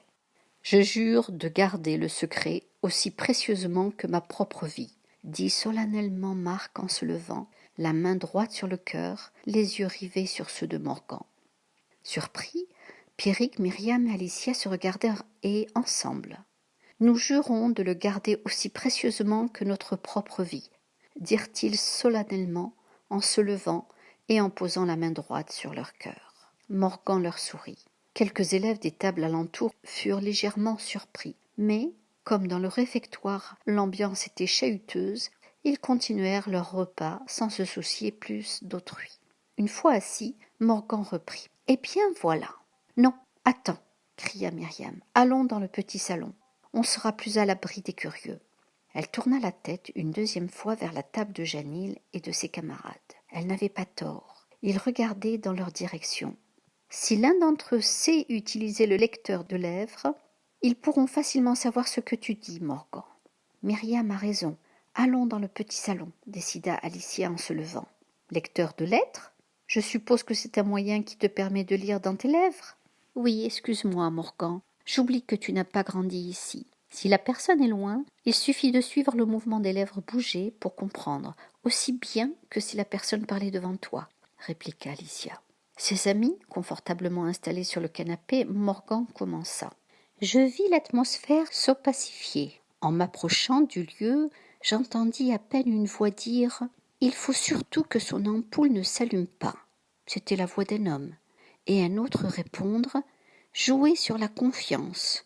Une fille, en première année, ce ne doit pas être très dur. » Ces phrases restèrent comme suspendues en l'air, dans un silence de réflexion. Au bout d'un long moment, Pierrick pensa tout haut. Si des individus prennent le risque de cacher un secret dans la forêt, c'est que c'est d'une grande importance, et certainement malsain, car si son ampoule ne doit pas s'allumer, c'est qu'on voudrait faire du mal à quelqu'un. Ce quelqu'un ne peut être qu'un élève, ajouta Marc, car il n'y a qu'à l'école qu'existe ce système d'ampoule alarme. Une jeune fille qui devra faire confiance à une personne. Cette personne pourrait alors lui faire du mal sans éveiller aucun soupçon. L'ampoule ne s'allumerait pas, suggéra Alicia. Oui, mais si l'on fait du mal à cette jeune fille, il faudra bien que son ampoule s'allume, remarqua Myriam. Il serait alors trop tard pour intervenir, conclut Morgan dans une ambiance solennelle. Si tu entends mieux ces phrases, c'est que le projet secret que tu as surpris est en train de se préciser. As-tu commencé à faire des rêves là-dessus? Demanda Myriam. Non, assura Morgan. À part ce que je viens de vous dire, j'entends en boucle de plus en plus clairement ces paroles. Quand tu commenceras à faire des rêves différents à ce sujet, cela voudra dire que le projet prendra forme. Ce secret entendu deviendra une obsession grandissante jusqu'au moment de son exécution. S'il se réalise, Morgan, tu meurs, prévient d'une voix d'outre-tombe Myriam. Son regard était sérieux. Il n'y a que le duc pour en vouloir à une jeune fille. Il les tue pour renouveler son énergie. Je pense qu'il cherchera à la kidnapper. Un enlèvement peut faire hurler les ampoules, sauf si l'élève est consentante. Personne ne le contredit. Il les tue pour renouveler son énergie. Je pense qu'il cherchera à la kidnapper. Un enlèvement peut faire hurler les ampoules, sauf si l'élève est consentante. Personne ne la contredit. Mais pourquoi toute cette mise en scène dans la forêt des secrets? Depuis quand le duc se cache-t-il pour tuer une fille? Et pourquoi une jeune fille en particulier? Demanda Alicia. Je ne sais pas. Que pouvons-nous faire pour empêcher ce kidnapping? Intervint Myriam. Trouver cette jeune fille, assura Pierrick. Nous n'avons aucune description, aucun indice, sauf qu'elle doit être en première année d'initiation. Autant chercher un pouls dans les interstices spacieux des roches qui sillonnent la galaxie, répliqua Marc. C'est pour cela qu'il est nécessaire d'attendre que Morgan ait plus d'informations par ses rêves, expliqua Pierrick en achevant rapidement, voyant Myriam pâlir. Tu nous tiendras au courant, Morgan. Je dois y aller. J'ai un cours de télépathie dans 5 minutes. Salut, lança Alicia avant de s'échapper. Livre de Morgan. Le mois d'octobre fit place à un mois où les belles couleurs orangées finirent par disparaître. Le mauvais temps s'installa durablement. Le ciel bleu n'était vraiment plus qu'un souvenir. L'océan roulait ses vagues immenses qui venaient se briser au pied des falaises. Les embruns qu'elles soulevaient montaient jusqu'à nos fenêtres de cour. Les jours raccourcissaient. Il faisait bon de se retrouver près du poêle à bois du petit salon. Mes 3 premiers mois au camp s'étaient déroulés sans gros problème. Les élèves semblaient s'habituer à mon handicap. Je faisais moins peur. Mais ce n'était pas pour autant que j'étais intégrée à la vie de la cité. Je l'avais compris en voyant Agnès travailler dans la boulangerie de ses parents. Elle avait une place sociale, une histoire dans le village, parce qu'elle y était née et y avait grandi. Elle fêta son anniversaire le mois dernier et y invita Pierrick, Marc et Alicia, Lily, Serge, Antoine et bien d'autres. Je ne fus pas conviée, et Myriam non plus. Pourtant, à maintes occasions, qui, il est vrai, furent scolaires, nous nous étions adressé la parole. Je n'étais pas la totale inconnue. Myriam et moi étions les étrangères du village. Le resterions-nous? Ce qui par contre me surprit, c'était qu'une irrésistible force a annihilé toute méfiance jusqu'à l'imprudence envers Pierrick. Moi, d'un tempérament si sceptique, je ne m'expliquais pas cette confiance. Lui avoir confié ce secret entendu dans la forêt à lui et à ses amis, je n'en avais aucun regret, car j'avais suivi mon instinct, mais ma raison en restait interloquée et j'en étais conscient. Quant à Marc, notre relation se limitait à être des plus banales. Je le sentais encore sur ses gardes et de ce fait, je l'évitais quand je le pouvais. Je savais, pour les avoir vus dans les coins des couloirs, collés l'un à l'autre, que lui et Lily avaient conclu leur idylle. Ils revenaient les soirs dans le petit salon avec un air béat qui nous faisait régulièrement deviner qu'ils venaient juste de se quitter. Myriam, elle, partageait avec Manu des moments agréables au su et au vu de tout le monde. Leur liaison semblait moins torride, mais ils étaient complices. Par un simple coup d'œil, ils se comprenaient. Quel plaisir de les voir si proches. Ce mois-là, il y eut beaucoup de malades. Un mystérieux mal de ventre sévissait. L'infirmerie ne désemplissait pas. Une affiche nous apprit que le contrôle sanitaire était bon et que l'épidémie n'était pas due aux aliments. La direction décida d'orienter ses recherches sur d'éventuels microbes extraterrestres venant des opaques. Tous les élèves ayant séjourné chez les opaques devaient se présenter à l'infirmerie. Le soir de l'affichage, nous étions dans le petit salon à remplir une fiche de renseignement précisant le lieu et la date de notre séjour chez les opaques. Il fallait remettre cette fiche à l'infirmier le jour de sa visite médicale. Pourquoi la fiche de renseignement doit-elle être remplie que par ceux qui ont séjourné chez les opaques? On peut aussi avoir des microbes ailleurs, non? Demandai-je. Oui, mais nous sommes plus vulnérables aux microbes des extraterrestres, car notre système immunitaire n'est pas bien armé pour se défendre contre eux, répondit Marc. Ou trop bien armé, ce qui n'est pas mieux, clarifia sa sœur. Oui, le système immunitaire se défend si fort qu'il s'emballe et détruit les propres cellules du malade, précisa-t-elle. 2 jours plus tard, je vis les élèves autour du panneau d'affichage. Une grande feuille rose ordonnait à tous les élèves de première année d'initiation concernés par un séjour chez les opaques de passer la visite médicale auprès de monsieur Médic, l'infirmier, afin de déterminer la cause du mal et de l'éradiquer. L'heure et le jour étaient mentionnés pour chaque élève. J'étais convoquée pour après-demain matin. Comment pouvait bien se dérouler cette visite médicale? Fallait-il se mettre torse nu? Bien sûr, j'avais envoyé un message urgent à Dvamila pour lui demander conseil. Je ne reçus aucune réponse. Elle s'absentait de plus en plus, y compris les dimanches. Le mercredi suivant, comme tous les mercredis matins, après un petit déjeuner au bistrot du coin, je répétais la musique rap que nous mettions au point avec Myriam et Eric, un élève de première année, un peu fou, électrique, qui avait proposé sa candidature à l'annonce qu'avait affichée Myriam sur le panneau publicitaire du bistrot de son oncle. Il était batteur. Habituellement, on commençait la séance par un rappel sur ce qui avait été fait le mercredi dernier avec des propositions d'amélioration, soit d'une note, d'un rythme ou d'une parole. Ce mercredi-là, Myriam était furieuse. « J'ai eu la visite médicale hier après-midi. J'étais passée avant Capetin et Bargot. Figurez-vous que Monsieur Médic est resté 1 heure avec moi pour savoir si j'avais teint mes cheveux et à peine 2 minutes avec elle. »« Oui, moi aussi, » souligna Eric. « C'était du rapide, je dirais presque de l'expéditive, ce qui m'arrangea bien. J'ai fini par lui demander si l'utilisation d'une teinture pouvait nuire à ma santé, fulmina-t-elle. Là, il a eu l'air de réaliser sa bêtise. Nous avons toutes les 3 raté l'heure de cours de maître Valda. Il a été sympa de nous proposer un rattrapage, mais les 2 filles ont choisi mercredi à 11 heures. Je n'ai pas pu changer l'heure, c'est donc pour tout à l'heure. »« Ah oui ? Il veut bien te donner 1 heure de cours de rattrapage ?» m'exclamai-je surprise. « Oui, ben tu as bien de la chance, car avec moi il est infect. Avec Marc et Pierrick aussi. Même Janil, qui pourtant lui lèche les bottes, ne remporte aucun succès. Oui, c'est vrai qu'il n'est pas toujours très agréable, surtout avec toi, Morgan. C'est vrai, ta tête ne lui revient pas, débita-t-elle en riant. Bref, je ne reste pas plus d'1 demi-heure avec vous, finit-elle par dire. Le courrier de Dvamila me revient non décacheté. Dvamila était injoignable. J'en avais parlé au groupe pendant le petit déjeuner le jour même de ma convocation. « Que veut dire une lettre qui retourne à son expéditeur ?»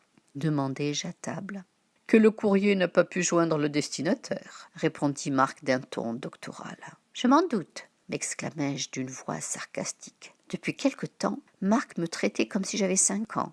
Puis, en m'adressant à Pierrick, j'ajoutai « Mais je pensais que, quel que soit l'endroit du destinataire, le courrier lui parvenait. »« Non, Morgan, j'avais oublié de te préciser qu'il y a des cas où le destinataire ne reçoit aucun message, » me répondit Pierrick en fusillant du regard Marc, prêt à riposter. Devant mon regard interrogateur, il m'expliqua « Quand le destinataire ne souhaite recevoir aucun message. »« Ma mère, quand elle fait sa gym, » interrompit Alicia, « elle refuse qu'on la dérange. Je l'ai vue retourner bien des messages. En fait, elle les trie et ne laisse passer que ceux de la directrice de l'école à notre sujet. Que pouvait bien faire Dvamila pour me renvoyer mon message, pensai-je. J'appris bien plus tard qu'elle avait eu une affaire très urgente à régler à l'orphelinat et que sa collaboratrice avait gardé le courrier et ne le lui avait pas transmis de suite. Aussi, la lettre m'était-elle revenue. Quand elle me le dit, Dvamila avait un air sévère que je ne lui connaissais pas. Elle me précisa que ce genre d'incident n'arriverait jamais plus. Je repris la conversation avec le groupe en la guidant vers le sujet de la convocation médicale qui me préoccupait. Mais Myriam repartit sur son histoire de couleur de cheveux et de teinture. L'an dernier, notre infirmière, Madame Vivifiant, nous faisait remplir un dossier de renseignements sur nos goûts alimentaires, nos habitudes sportives, nos loisirs. Elle ne laissait rien de côté. J'avoue qu'elle ne s'intéressait pas aux teintures de cheveux, mais bien plus aux ongles de pied, remarqua Alicia. Mais peut-être que le nouveau a reçu des directives du conseil des maîtres, et peut-être aussi que cette épidémie justifie les moyens qu'il emploie. « Il ne vous fait pas de radieux des poumons ?» demandai-je anxieuse. Je craignais de me mettre torse nu. « Ça n'existe pas chez nous, Morgan, » dit en riant Marc. L'infirmerie se trouvait au tout dernier étage. Les élèves s'y rendaient par les escaliers. Mais Gabon vint me chercher en cours pour me faire prendre le pilier. Malgré les mots rassurants de ce matin, c'était avec la peur au ventre que je le suivis. Il me poussa bien au pied d'un pilier au milieu du hall et murmura « Infirmerie ». 2 disques l'encerclant vinrent se glisser sous les roues de mon fauteuil et le soulevèrent tout du long. Ils m'emportèrent au dernier étage. L'infirmerie était indiquée par un panneau où le sigle n'était pas le caducée, mais une main tendue, semi-ouverte, qui laissait échapper une traînée comme une mèche de cheveux dans une multitude de bulles hérissées de pics. Alicia m'avait expliqué que la traînée représentait les énergies, alors que les bulles faisaient allusion aux microbes. La porte de l'infirmerie était un verre opaque. Elle coulissa à mon approche. Il y avait des chaises, j'étais dans la salle d'attente. Une deuxième porte était entr'ouverte et j'entendis une voix dire « Je fais mon travail, maître Valda. Parfois certains élèves demandent une attention plus poussée que d'autres. Pour cela, il me faut plus de temps. » J'approchai du cabinet. Je vis la chemise rose d'un homme de dos. Il était voûté et pourtant de haute taille. Il cachait maître Valda lui-même d'une taille non négligeable, qui riposta d'une voix tremblante de colère. « Faites votre travail, monsieur Médic, mais n'empiétez pas sur le mien. Si certains élèves demandent plus votre attention, convoquez-les pour une deuxième visite, mais ne les privez pas de mes cours. » Il apparut soudainement devant moi, poussa brutalement mon fauteuil, se retourna vers l'infirmier pour ajouter, en me montrant du doigt « Celui-là, vous pouvez le garder aussi longtemps que vous voulez. » Puis il disparut, laissant derrière lui un homme pétrifié et une élève assise. « Ah, monsieur Martillac, je n'ai pas eu le temps de vous avertir, » me dit monsieur Médic en faisant une moue avec ses lèvres épaisses qui lui donnaient un air très efféminé. « Mais votre tutrice, mademoiselle Beauvand, m'avait fait transmettre votre dossier médical. Il est suffisamment récent pour ne pas être renouvelé. Je n'ai donc pas besoin de vous consulter. Vous pouvez retourner à votre cours. » Merci. Je repartis soulagée. Je regardais mes pieds ensanglantés. Je n'avais pas mal, mais j'étais effrayée. Une force incontrôlable me poussait à avancer dans ce champ de maïs. Les tiges coupées m'écorchaient pieds et jambes. La gueule de milliers d'oiseaux qui occupaient ce triste lieu m'arrachait les lambeaux de chair qui pendaient. Je pouvais presque percevoir par endroits le blanc de mes os. Et pourtant j'avançais encore. L'angoisse envahissait progressivement mon être, jusqu'à l'intolérable. Je me réveillais en sursaut, le corps mouillé de transpiration. Je faisais ce même rêve depuis quelques nuits. Les premiers étaient flous, ils se précisèrent de plus en plus. Cette nuit, je vis des détails qui me persuadèrent qu'il était temps de les raconter au groupe, avec quelques modifications. Livre de Marc. Marc acceptait un peu plus la présence de ce Morgan. Il s'habituait un peu mieux aux manières délicates de ce garçon frêle. Contrairement à l'idée qu'il s'était fait, Morgan avait fait preuve de courage face à Jeanil et même face à ses propres attaques verbales. Au début, son aspect lui avait paru louche. Maintenant, il accusait le fauteuil roulant. Il n'en avait jamais fréquenté auparavant. Cette machine devait fausser son jugement. Myriam, elle, lui plaisait franchement. Chez elle, pas d'ambiguïté. Et puis, elle adorait le konjuki. Pendant l'entraînement, il trouva qu'elle se débrouillait fort bien. Il restait curieux d'observer ses performances lors du match. Elle espérait que mademoiselle Beauvand lui apprenne à faire la vrille verticale. Peu de joueurs savaient la faire, sauf madame Kalitram, Oyana, la mère de Pierrick, ex-championne coureuse mondiale. Un événement a dû mettre fin à sa carrière extraordinaire. Jamais Pierrick n'en avait parlé. Marc ne l'avait vu que 2 fois, et pourtant Pierrick était son meilleur ami. Il comprit de suite qu'il ne pourrait jamais demander à cette dame des cours ou des conseils. Elle était assez distante, elle l'impressionnait. Aussi, le plus souvent, c'était son copain qui venait chez lui. Ses parents, à lui, étaient bien plus gais. Ce matin, avec Pierrick, ils furent les premiers à s'attabler pour prendre un solide petit déjeuner. Myriam bientôt les rejoignit, suivie d'Alicia et enfin de Morgan. Il n'était pas coiffé et il ne portait pas son galurin. Sa coupe courte du début d'année avait poussé, quelques boucles légèrement rousses avec des reflets blond clair tombaient sur son front. Il avait l'air fatigué. « J'ai encore fait un rêve, pas bien agréable, » commença-t-il. Aussitôt, Myriam fut attentive. « Depuis quelques nuits, je vois une jeune fille, aux longs cheveux bouclés, avancée, aveugle, dans un champ. Il se trouve en plein dans les Champs-Élysées, à Paris.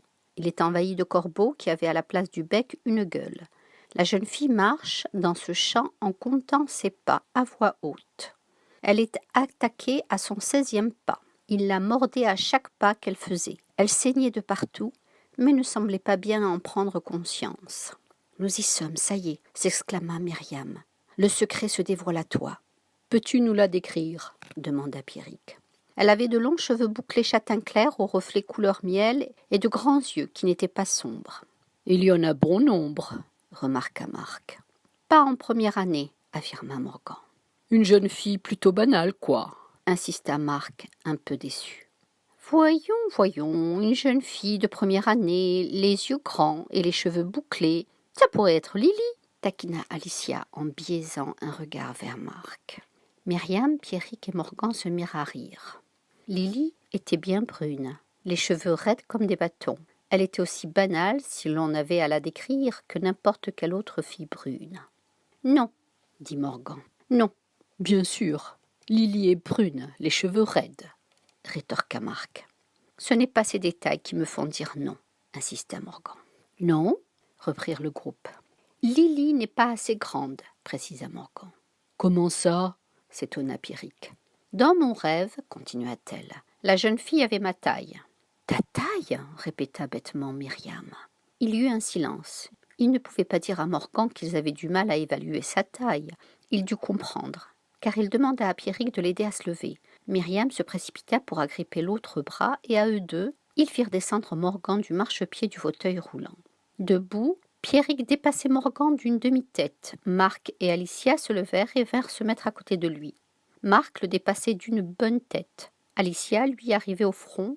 Quant à Myriam, elle avait la hauteur du front et du nez de Morgan en moins. « Je te croyais pas si long, » dit Myriam à Morgan qui s'était rassis. « Ça va réduire le nombre de jeunes filles, certes, » commenta Marc. « Mais je peux vous dire que cela reste encore trop flou.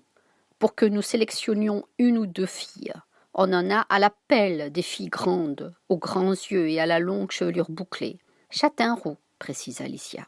Son frère la regarda d'un air excédé et répéta « Châtain roux ». Dans mon dernier rêve, à mon réveil, un détail me revint, dit Morgan. Il y avait une plaque de rue portant la date du 28 août. Attends un peu, tu disais que la jeune fille marchait dans les Champs-Élysées. Je pensais que cela veut dire que la fille que nous recherchons a dû séjourner à Paris, interrompit Morgan. Mais alors, pourquoi le nom de la plaque de rue diffère-t-il de celui des champs demanda Myriam. Parce qu'il doit y avoir deux informations dans ce rêve. La première est qu'effectivement on pourrait interpréter les Champs-Élysées comme étant un lieu qu'a visité la jeune fille. Mais la date de la plaque apporte une autre information, peut-être la date de son séjour là-bas. Oui, mais tu dis qu'elle a fait 16 pas. 16 pas avant d'être agressée par les oiseaux. Pourquoi 16 précisément? Se peut-il que le nombre 16 indique un signe, un départ? Une date? Oui, celle où l'on émet des ondes, s'exclama triomphalement Alicia.